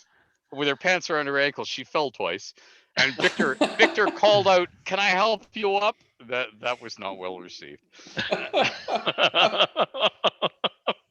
But anyway, Oh, man. and you see, the problem with the Knights of Mithrandir is we're scattered all over the world now, so we can almost never get together to play. Play sessions mean getting on airplanes and flying, and of course it's COVID, so there's not going to happen That's at not all. happening. Yeah. Yeah, for a while there, we were down to New Year's Day, not New Year's Eve. New Year's Day, they'd bring their hangovers to a game that would floated. It usually moved to wherever Andrew had an apartment. And the August, you see, in Canada, we have what we call grandly Civic Holiday, which is the first weekend in August. If you're not at Gen Con, you're at the Canada Long Weekend Civic Holiday, and they would come up to my cottage because it would make a 3-day weekend on the cheap, as in they didn't have to take a day off work. So that's when they'd all be up at my cottage to play, and that was it. But you see, for play, so we were really like, it was like twice a year if we were lucky. But the other thing is, by then they were already into role playing outside the play sessions, because all of the characters had day jobs. And if you're a druid, like Lancerol was, played by Ian Hunter, Ian would be writing me letters. Remember, this is starting before there was such a thing as email or the internet. So they were literal letters that he would post. Okay, here's what Lancerol's doing this 10-day. He wants to go and meet these people. He wants to plant some things here. He wants to go and tend this part of the forest to get this and that. And I would dutifully write down everything he'd done and how it worked out and mail it back to him. So we were doing that outside the action, in-person stuff. So it's continued for all these years, and they always want to know more about the realms. So that's why I was detailing the realms, with the styles of boots and the coats of arms of this noble family. Usually because Torm was climbing up their outside wall in the middle of the night trying to break in, and he wanted to know what the symbol was on the window casement that he was forcing open with his knife. And I'd say, the casement that's just been opened in your face by this scantily clad noblewoman who's just taking some air. So she's just hit you in the face with the casements, and you're now falling backwards to the courtyard 60 feet below. You know what, Ed? I just thought of a great show. I think would be wonderful. We should do a Zoom game with the original players.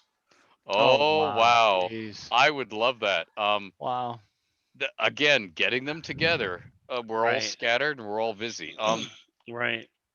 It's even really like hard. an hour game, or even just a discussion of what it was like to Yeah, playing your that game. would be Just like amazing. an hour and a half of time. Yeah. We're not talking about a 4-hour stretch, but an hour or so of just getting the original Knights of Mithrandir together with Ed and just telling us what it was like to play in that campaign. Oh, well, you see, we actually had an opportunity for many of us to get together recently because Ken had a birthday, and Jim organized a sort of beer off, which was just a Zoom call where we all sat Right. at home and drank beer and talked. And Andrew tuned in from Japan. He lives in Japan.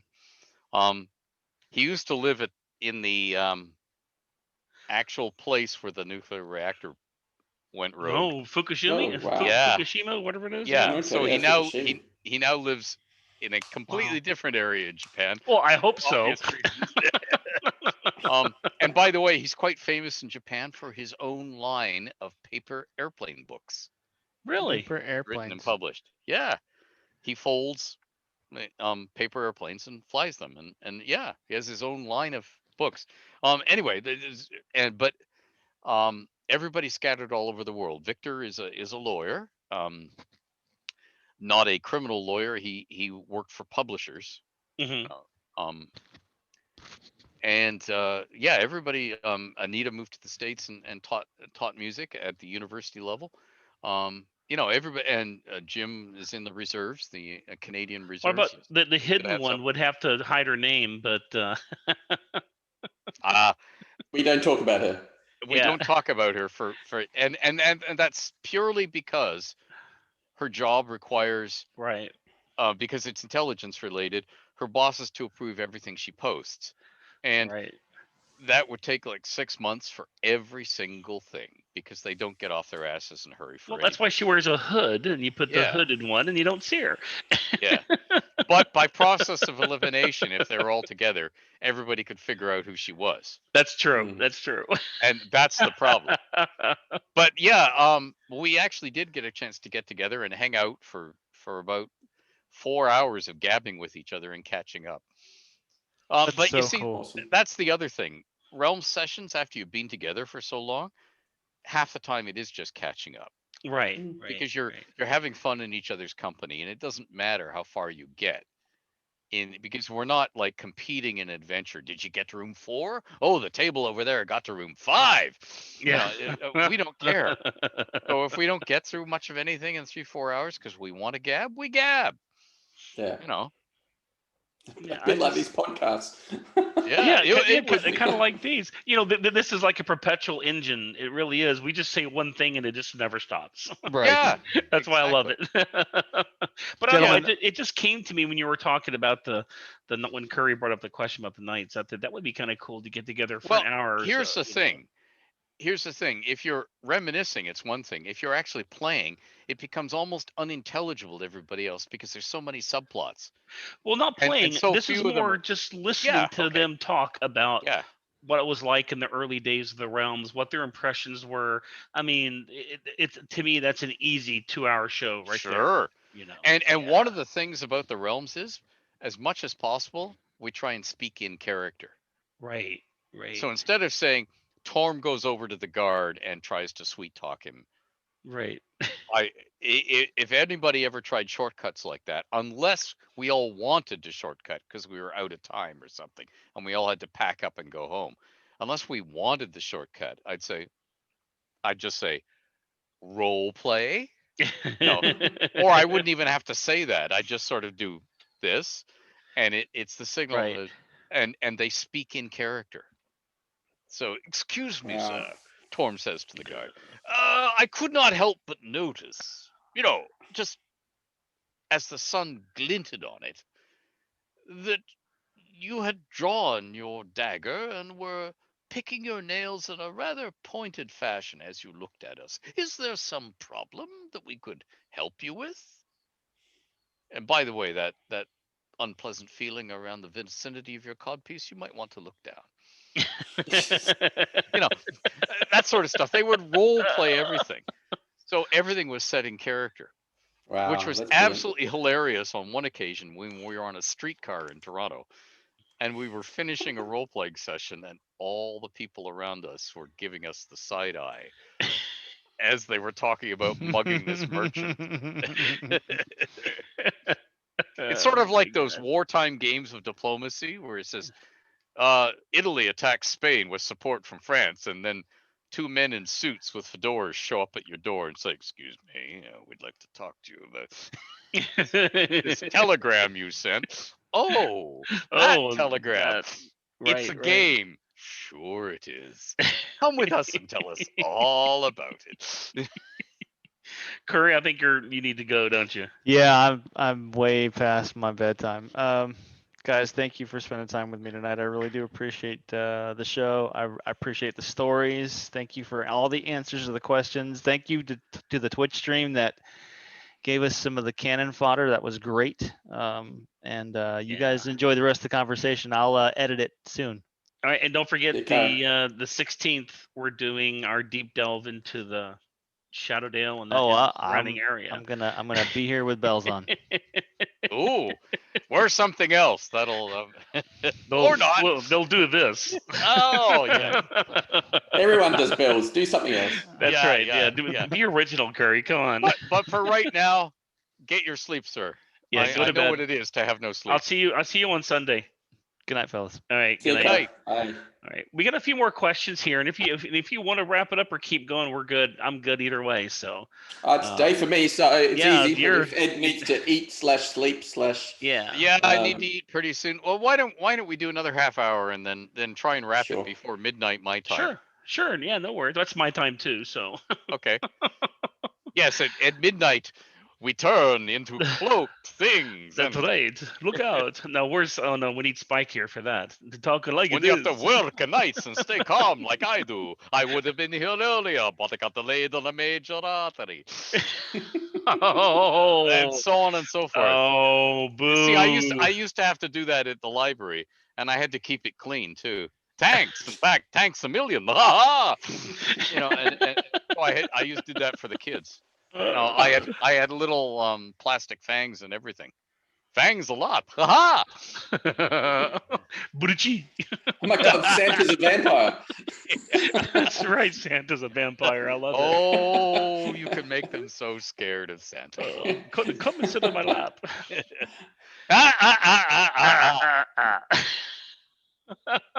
So I saw a couple in here. And I gotta find them now. Let's see, a couple of easy ones too. One I wanted to know the purpose or why is there 0 Dale reckoning? Like in most calendars, you Yes. go from 1. It doesn't necessarily go to 0, but why is there 0 in the setting? Well, Because we can't count. No. no, because of where I was in school at the time, and being taught. You remember I had a physicist for a father, and he was drumming into me the usefulness of 0 and why we needed 0 Right. and how brilliant that was. And I said, okay, and put it in the realms. I like that answer. That's actually Because pretty good. my world was going to have everything. Nothing was too good for the. That's right. It doesn't. That's right. It doesn't change anything. It just 1 year is a 0 year. That's all. Yeah, And yeah. One after that is 1. So It just Yeah. moves it by 1 year. It's Yeah. okay. And this is, I think, maybe you could answer this in quickly or just refer back to some of your older stuff. But what would or could be the expectations of a wandering young paladin of Lathander, who is independent from any church organization? The expectations? Are we talking like in marriage, love? No, I guess what he would expect to find wandering, but he's also a devotee of Lathander. Well, he's all about rebirth and renewal. So, as a paladin in that context, and I'm assuming he's in the later editions where paladins don't necessarily have to have a lawful good alignment anymore, which I Right. think is a good thing personally. I think paladins operate better that way, in my personal view. I think they become holy warriors for their faith. And so as a paladin of Lathander, he would be looking for rebirth, renewal, the power of the light. And so he would be looking, if he wanted to take it to its furthest extent, he might be a bit of a maverick, shaking up the established order, someone who is bucking against the trend, doing something different. And so he might find a situation or a place or a person or a group of people that need to be changed, brought on into a different situation, and galvanized to go into a certain direction, for example. So that might be the expectation that his faith might have of him, or his God might have of him, or that's something that he might want to do as a wandering paladin who's not tied down to any particular church or location. And he'd want to encourage just lay people he met everywhere to start businesses, to rejigger businesses that aren't doing well, like the local cobbler or whatever, suggest a sideline. It's not necessarily about him. It's about the change and rebirth he can bring about in the world in matters large and small. Well, speaking of lay people, Yes. there's Very actually got a question here about ley lines. Oh, The Earth Node spell seemed to Segue. suggest, segue. The Earth Node spell seemed to suggest you're the right spell on it. only. Sorry. No, I it was know. good. The cheap laughs are all They're I got. No, they're the best. They're the best, and they're all cheap laughs. They're all good. So we start over. The Earth Node spell seemed to suggest that the spell only caused ley lines to cross, and they naturally made Earth nodes, and Earth nodes could be used to do powerful magic. Did Elven high magic shift ley lines to weave magic, and thus unknowingly leave Earth nodes under them? Don't I'll- cross I'll- the streams. That's right. See, this is one of my pet loves/hates about the realms. It's when people look at the realms through what I call the oily lens of game mechanics. Right. Yes. Earth nodes are a Callum. third edition. Earth nodes are a third edition game construct. You know, you learnt, you got your node magic feat, and you could do different things in Earth nodes, etc., etc. And so the question that is asked about Elven high magic, Elven high magic is a brilliant concept, and it was Stephen expanded on it significantly in the Cormanthea source book, but it's a particular Elven magic. It's a collective. It's a situation that arises from the Elven race, and it's got nothing to do with ley lines. It's got nothing to do with Earth nodes, which again, like I said, are a third edition games construct, because someone thought the concept of Earth nodes, evil nodes, that was interesting, were a thing, and someone could write feats about them and adventures, etc., etc.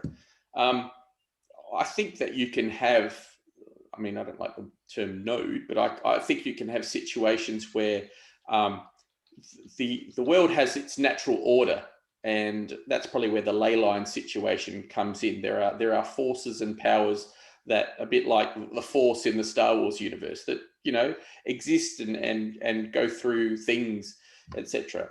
And in those ley lines, or in that natural order, there might be specific places that are more powerful or less powerful, or allow you to do certain things in those locations, in those specific places.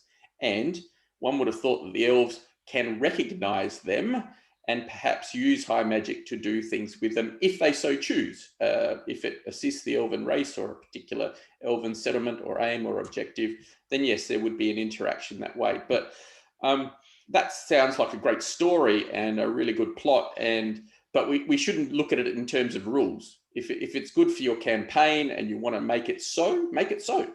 You don't have to say, oh, what spells would you use, or what feats would you need to have, or how can high magic do that because it's not one of the rituals listed in the Cormanthea source book, etc. Plot and story are, in my view, what drives a great game. And you don't have to adhere by the rules if it makes it a cool game. You shouldn't be counting how many epic situations arise because the plot demands it. If it makes the game better, you just do it. It's when people say, oh, I was reading the novel and they cast like 5 magic missiles, and it's quite clear they're only a 5th level mage and they've only got 3 first level spells. There's no way they could have cast 5. And you think to yourself, why are you reading it like that? No, What's the basis for reading it through the game mechanics? And I know a lot of people, they love the game, and they read the books, the novels, the fiction for the games, and they like everything to the tick boxes to be ticked. But I think story trumps that. You're going to remember the story. Yes. You're going to remember the situation. You're going to remember the cool plot, the cool villain, the great wondrous location.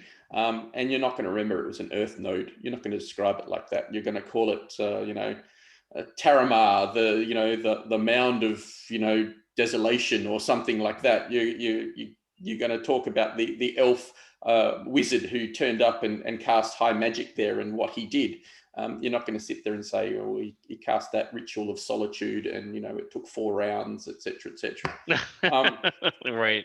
Yeah, it's, so I think the question is, yes, all of those things can interact. Absolutely. Earth nodes can interact with ley lines and can interact with high magic if it suits a game and a campaign, and you want to make a great story out of it, or it creates a great adventure for PCs. How it happens, I don't think that's important. I think the important thing is it happens, and then the rest follows from that. Nicely No, put. Love I it. agree. No, it's good. Well, it's like that to me. The novels in the game were totally separate. The novels were the window dressing over the game, because the game was just totally different. I remember when Bob insisted on playing, was it Regis or Drizzt in the game he played? Do you remember, Ed? Mm. There was No, one I of don't. those I he don't remember. played at. I want to say it was Regis, and he said he lasted 10 minutes in the game before he died. And he said because they don't translate, Yeah. if you go by what you write in the novel and you try to put it into a character in the game, it doesn't work. It doesn't work at all. It may have been Driss. I don't remember now, but yeah. So it was Reed. Yeah, said Brian just said, yeah. It was the halfling or the gnome or whoever it was, but yeah, you just can't put the two together. And I see those fights constantly going on the web on Candlekeep and the Who's other the most powerful wizard in the realms? Yeah. Exactly. But you can't. Well, in this novel, Ed, because I remember knowing I couldn't do it in a game, but one of the most fascinating scenes of Elminster at the Mage Fair.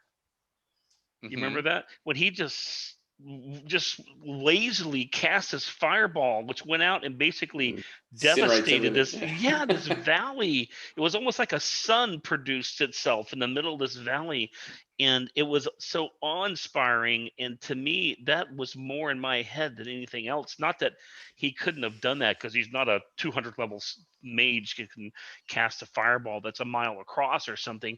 It was the fact that he did it. And then the next scene, there was a one paragraph of a mage writing at his desk, and he stops, he looks up, he goes, what did he say? Was it, I think it was that scene, he goes, somewhere someone wields mighty magic or something like that. So it was showing to me that it was all interconnected.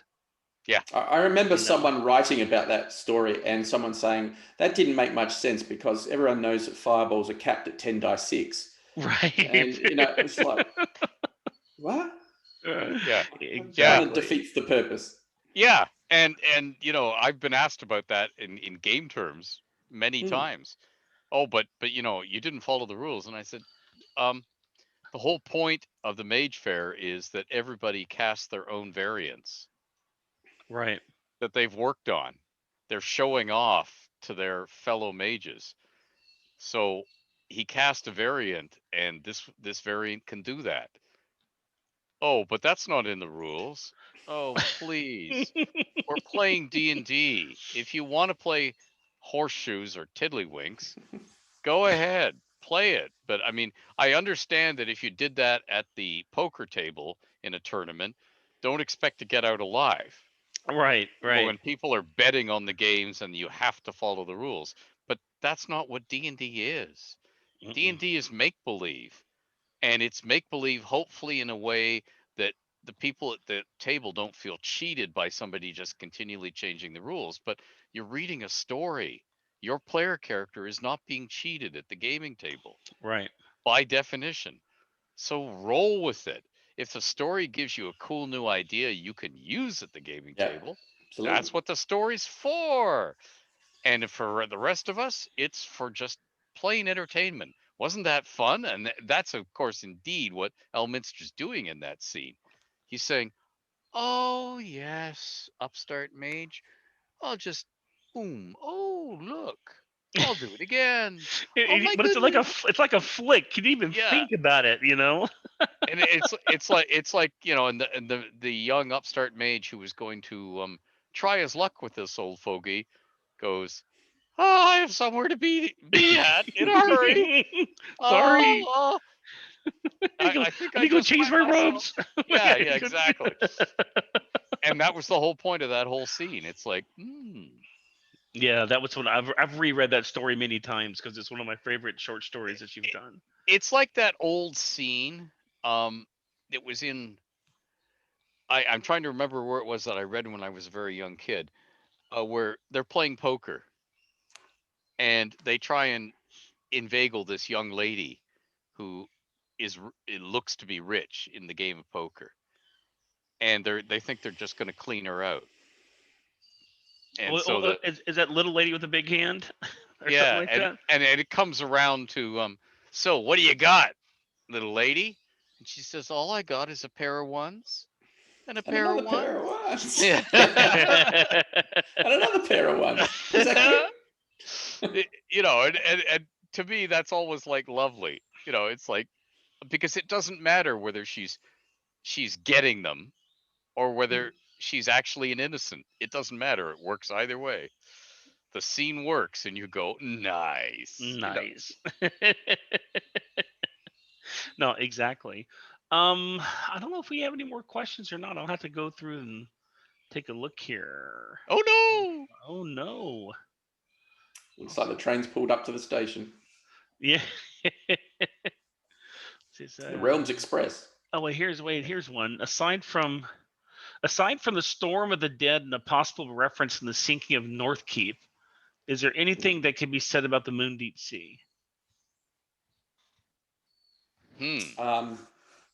I made up some lore about that more recently. You made up lore about everything, George.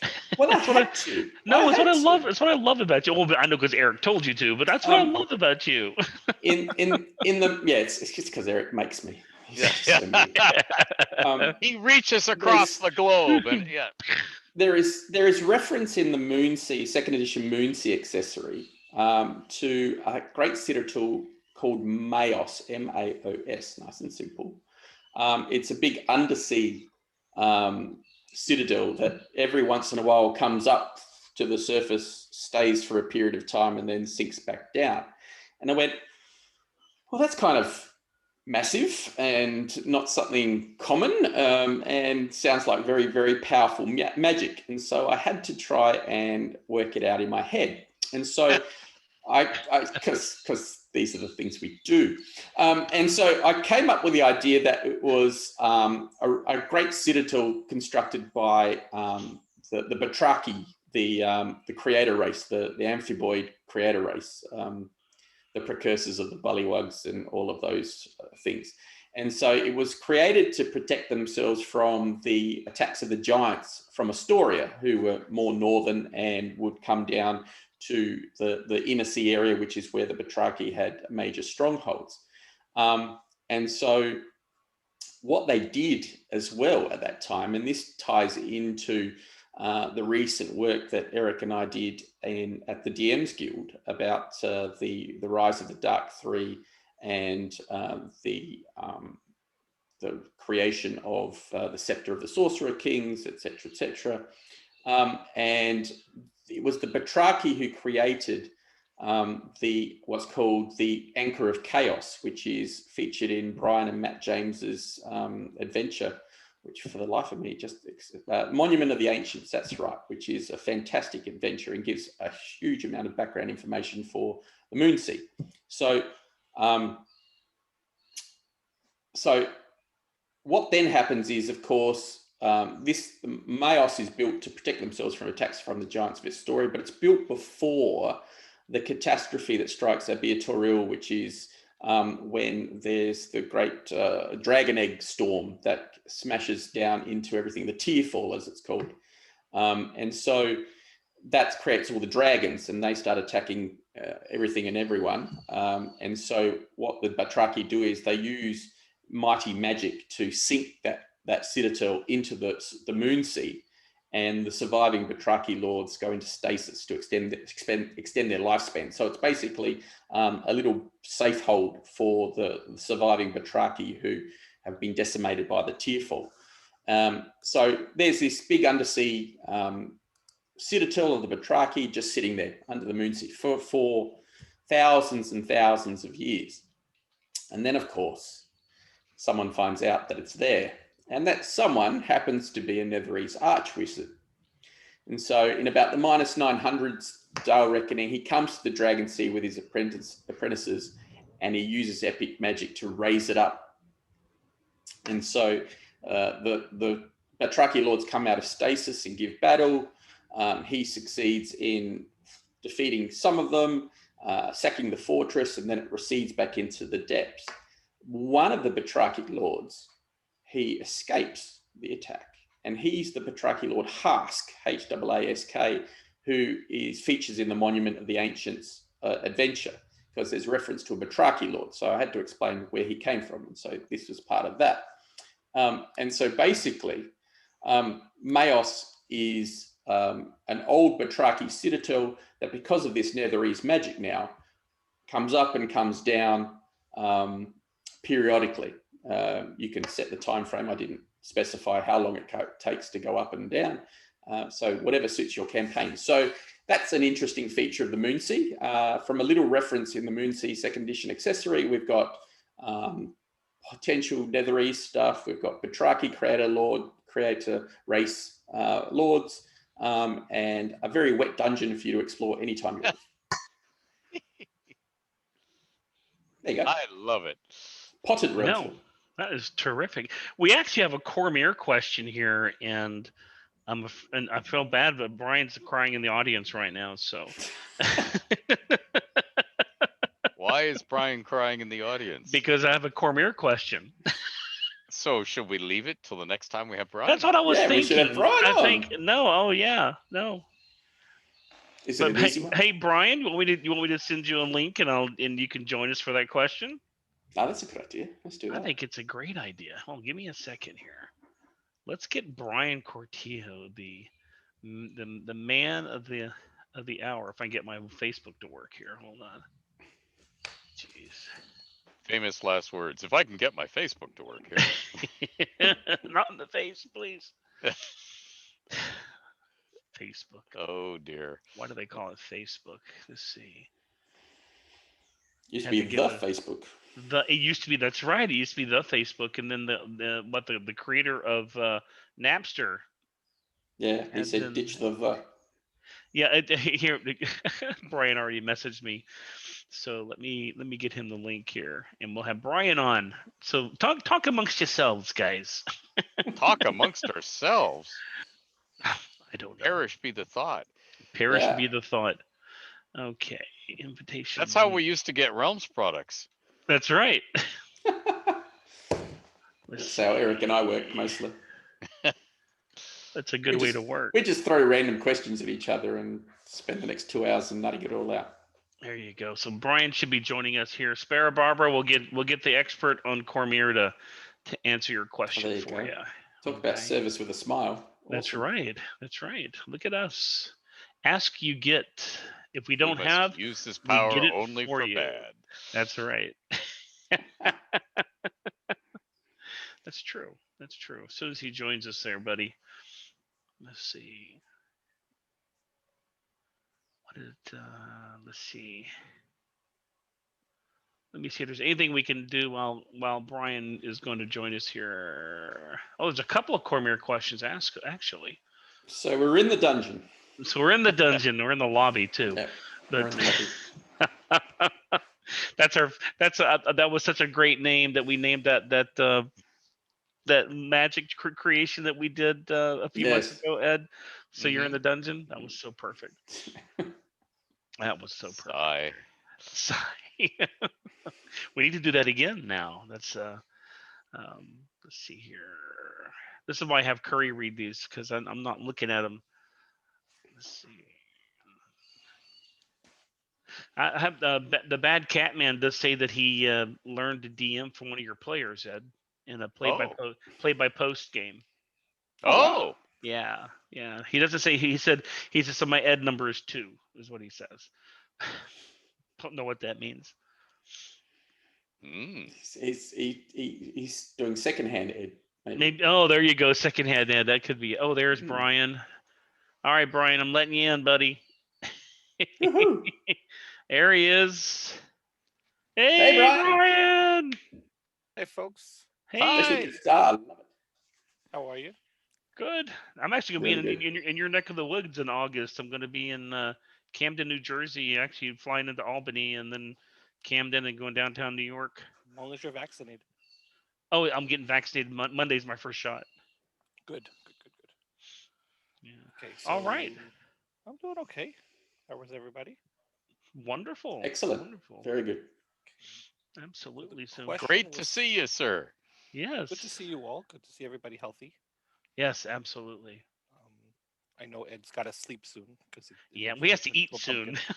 Yeah, yeah. Jenny's probably gnawing on the furniture right now. So Has Jenny been fed? No. Yes and no. I'm cunning. So Cunning? Yeah, the cunning plan. I filled her full of triangles, popcorners they're called. With her tea earlier, knowing that I would be until the wee hours, and I knew that she would eat too much and then pass out, and therefore, would You're keep okay, until Jesse. I came in. There's a lesson in that for everyone. Yeah. there really now, is. if you don't hear from me, it didn't work. The cat is, however, camped on top of me right now, going, "Feed me!" In 5 minutes, feed me. Been 5 whole minutes, yeah. Yeah, It's long enough for a cat. yeah. You know how Um, these cats work. Yeah, go ahead. So the question was, I have a Cormier. This is from Lucas. I got a Cormier question. How are half elves viewed by the citizens of Cormier, both in urban and rural contexts, and among the elven population? So that depends on whether you're looking at them from the perspective of the general population or the nobles, because the nobles of Cormier have this weird mixed fascination and revulsion when it comes to elves, in particular when it comes to elves entering the noble population, because they're very afraid of a noble family mixing with elven blood and gaining longevity, and therefore the ability to amass more influence and power with the crown in a given lifespan. So while ostensibly, given the history of the kingdom, they are fascinated by elves. They're fascinated by elven art, elven music. It's always in fashion. They don't want other nobles mixing with elves. It's okay if their own heirs mate with half elves and therefore introduce a little bit of extra longevity in their bloodlines, as long as nobody knows about it. For the most part, the non-noble citizenry don't care, but they also have a certain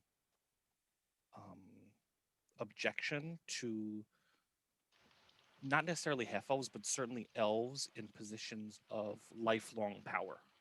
So you might have a half elf who gets an extraordinary title. Extraordinary titles are titles that aren't inherited by offspring.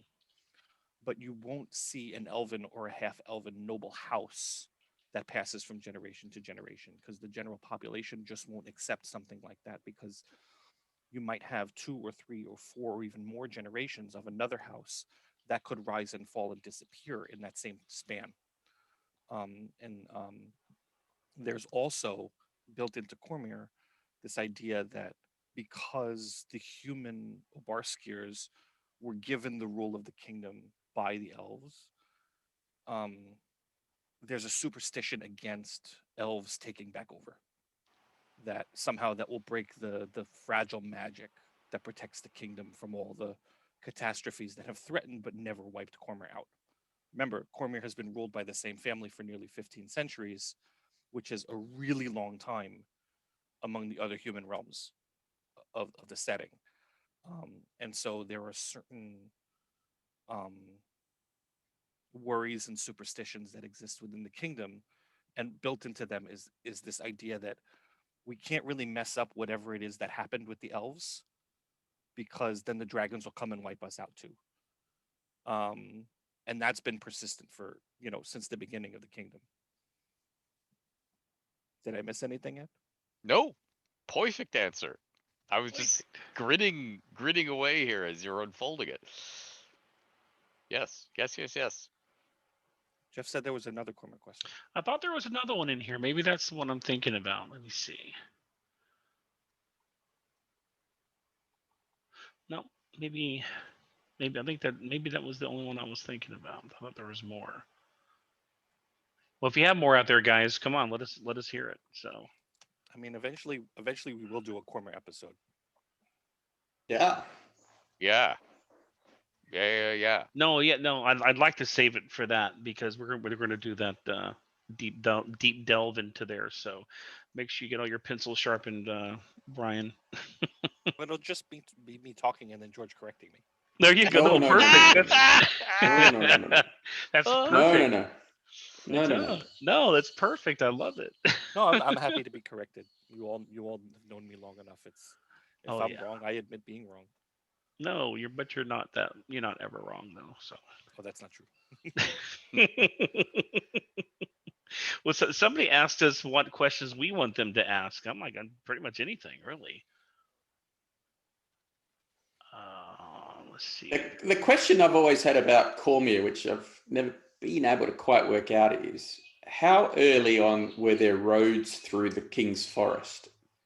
Or were there early trails? Did humans in the early days of the realm, were they able to travel through the King's Forest, or did they have to skirt it? In other words, go up in the road towards Arable and then chuck a left and go across Evening Star, etc., and out. Because there's always been Highhorn up in the northwest, and Castle Crag later in the northeast, as the two kind of anchor citadels that protect the frontiers. But I always wondered how people travelled the byways of Cormyr to get from Suzale to all those various places, and whether the forest remained, pristine and not really used by the humans for a long time in Cormyr's story, as it were. Thoughts, Brian? Well, I mean, I think it depends on which areas of the King's Forest you're talking about. The ones that are closer to the high road, you would have seen, like if you go south from Tirluk into the western part of the northern area of the King's Forest, you would have seen less enforcement by the armies to keep people out. But at the same point, at the same time, you're talking about the early centuries of the kingdom, where that area of the realm is, and even now is sparsely populated. So you might see people who don't want to be living near the larger cities going into that area and living fairly solitary lives. Mm-hmm. And that's not, given all the regulations and laws surrounding the King's Forest, the crown doesn't really care about those kinds of people. It's people who are actively hunting and logging for profit. that they're trying to keep out. So you're still going to get Weymouth and Deadluke and the other communities that are in and around the King's Forest. But for the most part, for most of the early centuries of the kingdom, it's mainly people traveling on foot. And so, the forest isn't so densely packed that people can't navigate it, but it's, people can't travel in large groups, except for, if you're bandits and the forest well and you're ambushing people. You're not traveling in large groups with wagons and carts and stuff to move as a community, which is why the King's Forest took so long to kind of gain settlements. But even now, 1,500 years into the kingdom, the denser and more inner parts of the forest aren't easily navigable by people that don't already know what to expect. Just because you can see between the trees doesn't mean you can run between the trees, because you're going to trip over a root and fall on your face. Right. You have to know the forest to really work the forest. But now we're yeah.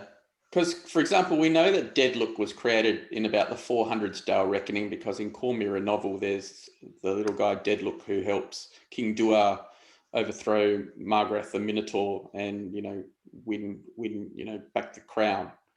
And so he's mentioned specifically. So Deadlook's around, and that's right smack dab in the middle of the forest from around the 400s Dale Reckoning. Tirluk makes sense in the context of the high road that runs, the northern barrier of. But Espar has always been the interesting one for me, because it's kind of linked only through a forest road. And I'm thinking, was Espar founded a long time later, around the time that Esperin came into being in the 800s to 900s Dale Reckoning, etc. I've always thought it's odd that there isn't a road on the western side of the forest that simply just skirts the forest and goes all the way along. I mean, that might be geographical, I suppose, but it's an interesting question, because there's lots of talk about how you wonder about early Cormyr, and you just wonder how much of early Cormyr was. In other words, was it basically, to begin with, just simply Suzal and Arabel and Marsember, and that was it? Yes.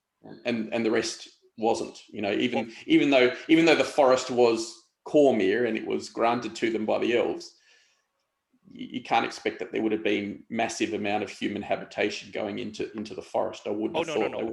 Yeah, in the first 2 centuries of Cormyr, essentially it was Suziel and then Marsember and then Arabel shortly thereafter. Yeah. All of the settlements that you see in Western Cormyr, none of them were there. Yeah. Espar, unless Ed knows something that he hasn't shared with us, Espar is I would say, was founded somewhere between the 9th and 11th centuries of the Dale Reckoning. That it wasn't around much before Esperin rose as a kingdom. Yep. In part because there's nobody to trade with over there. So you can't have a large community. The only reason I think that it exists as a community is because Plunge Pool is there, and so you've got a ready water source. Because you're talking about the foothills of the mountains, which is why you don't really have a road that goes straight north and south. Because there's really nowhere to go. Minro, that little tiny settlement, didn't exist back then either. Yeah.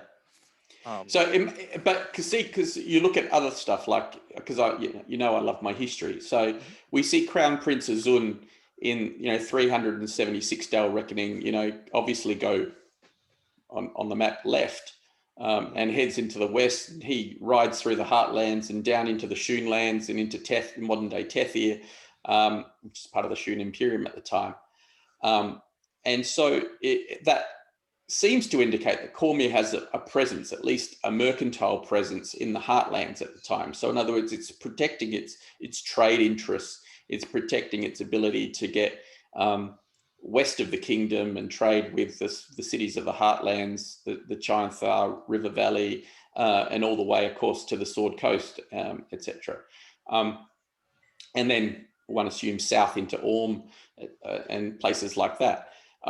And you think to yourself, okay, so we're going Susa all the way up to Arabelle, and then all the way west, through Evening Star, High Horn, and into towards Iriabor and other places like that. What are they trading? What are they moving? What are they doing? I know that the Stonelands and the Goblin Marches, etc., probably pose a significant imperative to trade north of Cormier. And so maybe that situation is what funnels trade through Cormier in those early years, much to its financial benefit, I would have thought. And then into the fledgling Dale lands and the early Chondathan settlements along the coast, which become Sembia, obviously, many But you have to remember that centuries later. Cormier, and to a greater extent, even Sembia, are parts of the breadbasket of the realms. So the people, as the Western Heartlands become, because they have this, the Western Heartlands have this kind of peak and valley of population, depending on which regional power has recently fallen off, whether it's Athlantar or Shun or whatever else. Those people are getting their food from somewhere, right? And all of the Sembian wheat has to come through Cormier before it gets west. Yeah. Cormier has a vested interest in the Western Heartlands, not for expansion purposes, because all of that land is basically indefensible to Cormier. You can't easily move the army west. Yeah. But Cormier has a vested interest in keeping that land both independent and allied, because that's their market for their food. It's the market for their metal, for some of their timber. Although Cormier has its, because all the Farsi and everything kind of east of the sunset, there's no ready access to large amounts of wood there. So in the winters, people are cold without Cormerian wood. So Cormier, they have this tenuous relationship, which they pushed into kind of imperialism in the shift to 4th edition and that 100-year jump, and have since pulled back since they got a taste of their own medicine out of the Netherese. Yeah, and that's another thing I wanted to talk about. I mean, the 4th edition Cormier encompasses quite a bit of the Dragon Coast, which makes sense in the context of trade. I mean, the road that goes west through Elversalt and Priorpool and down past Prosker is a far easier trade route than north of Cormier through the Tunlands, etc., and dealing with raiders from the Stonelands and the Goblin Marches, etc. But I think to myself, was the Dragonmere that much of a geographic barrier that they couldn't hold that land before they were Cormier of the 1400s Dale reckoning? Or maybe we're just not aware, or we haven't made it up yet. Maybe they did at some stage in their history control chunks of the Dragon Coast in expansionistic times. Maybe after the pirate kings of Westgate got their butts kicked and scattered. Maybe they did control places, or at the very least colonize places like Pros and Illapur and Tesia, maybe, I don't know. Cormier is such a pivotal place in the realms, and I've always thought we think we know so much about it, but in terms of its history, we don't. Not really. That's right. Not really. We make it up, but yeah, I know we make it up. To my mind, and I almost feel like we're getting quite a bit into the weeds for people that are watching. That's right. Cormier's They're never our been a weeds. major naval power. Yeah. Cormier's, their military might is based on knowing their lands very well. They're, they can field columns of soldiers, but also they know Cormier. They know the right tactics for their lands, and so Cormier is an eminently defensible land. You've got mountains on 3 sides and water on the 4th. 2 major cities that are well defensed along that water. But when you talk about expanding beyond that, you've got a desert to the north and craglands to the northeast, You've got those same mountains that you have to get your army across. Mm-hmm. You've got, and you don't have much worth conquering to the west. The cost of keeping it is not worth the benefit of taking it. And I think some of that is also true of the lands south of the Dragonmere. You know, yes, in theory, if Cormyr didn't have Netheril to the north, could they have kept the lands south of the Dragonmere? Possibly, but I don't know what the benefit of doing that becomes in the long term. You know, because you make your, either you have to expand your military, or you have to sacrifice something else in terms of what you can defend. And Cormyr has shown over the years of what we've either seen in print or put into print, because you know some of the people on this call put things in print, does not show its best face when it's trying to be an imperial power, whether it's its presence in Shadowdale or Tilverton, or in the eastern part of the Western Heartlands. You know, when they went south to fight Shun, they didn't go to claim land. They went to go fight a power, and then they came back. And teach them a lesson. Now, who knows what would have happened if the ship hadn't sunk on the way home? And what kind of attitude Uzun the First might have had as a king, you know, having, you know, not lost his trophy and, you know, his famous ship and all that stuff. You know, things change, you know, based on events like that. Right. Yeah. But the fact is, you know, Cormyr kind of expanded to its natural maximum boundaries when it hit the mountains. And yes, occasionally it can grow beyond those, but it always seems to draw back to those because that's where it kind of should be. You weaken the country. I think that the monarchs have understand that you weaken the kingdom when you try and go beyond the mountains. Every time they've tried, it's been at best, you know, a waste of time.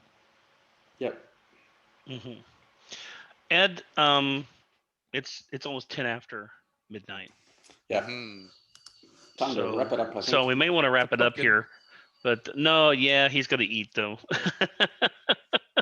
Yeah, Mr. Diabetic occasionally has to eat. Occasionally, Brian, thank you for popping in on us here. Appreciate Yeah, much appreciated, mate. I'm happy to do it. I'm happy. We are to, you know, definitely doing a show just on Cormyr, and we'll have to get together and figure out a time for that. That would be awesome. Yeah, just on Cormyr, nothing else, and it'll be you'll be the man of the hour for that.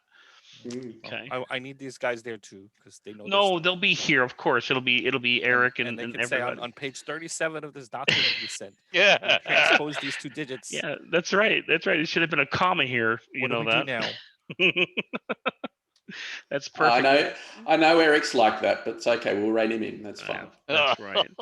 Well, thanks everybody for showing up. I really appreciate it. And then we did another 4-hour show. We're 30 seconds away from 4 hours. So Oh, we can do another 30 seconds standing do on another our head. 30 seconds. Actually, Ed and I did 4.5 because we were on together before this.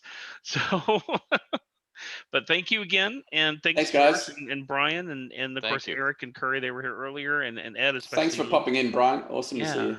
Absolutely. Thank And you all the people on the you all stream. in the stream audience. Yeah, Yeah, no, absolutely. absolutely. Thank you for the questions, and please come back for more. We're coming back on the 16th for a deep delve into the Dalelands, Shadowdale, that whole area. Yeah. So and there's various ways that you can ask us questions. So don't wait until 3 minutes before the next podcast. Exactly. Send your questions now, and you'll get awesomer answers. If That's right, even a word. because that means that Ed and George and everybody can dig in their notes and find out the real stuff instead of making it up on the spot. So, But that's the fun in things. We make up stuff on the spot. What? That never Never. happens. Never happens. Never happens. Never happens. But We everybody should have a be safe- running countries if we're going to make stuff up on Mm, the spot. That's right. I do. I run this one. Ah, That's right. That's right. The one behind them there. nice, That's right. nice. And I run this one. Ah, nice. And I do things like look at our new logo in the background here. So Ooh. It is cool. that's Is our it new good? logo. We have a couple different versions, but that's the one I like the best. So, And one day, all these bookshelves around me will fall on me, and that'll be the last. and of that'll it. be the last of it. And then we'll have But to. what a move way to your- go, Ed. No, What a way to go. we'll come. We'll move your body out of the way, and then we can go through your books then. Yeah, there you go. Well, thank you, everybody. Join us on the 16th, please. And Brian, you're welcome to come by if you want to put your foot in the Join door. in. Yeah, join in on I the can on tell the you tail the lamps. tale of the Shadowdale article I wrote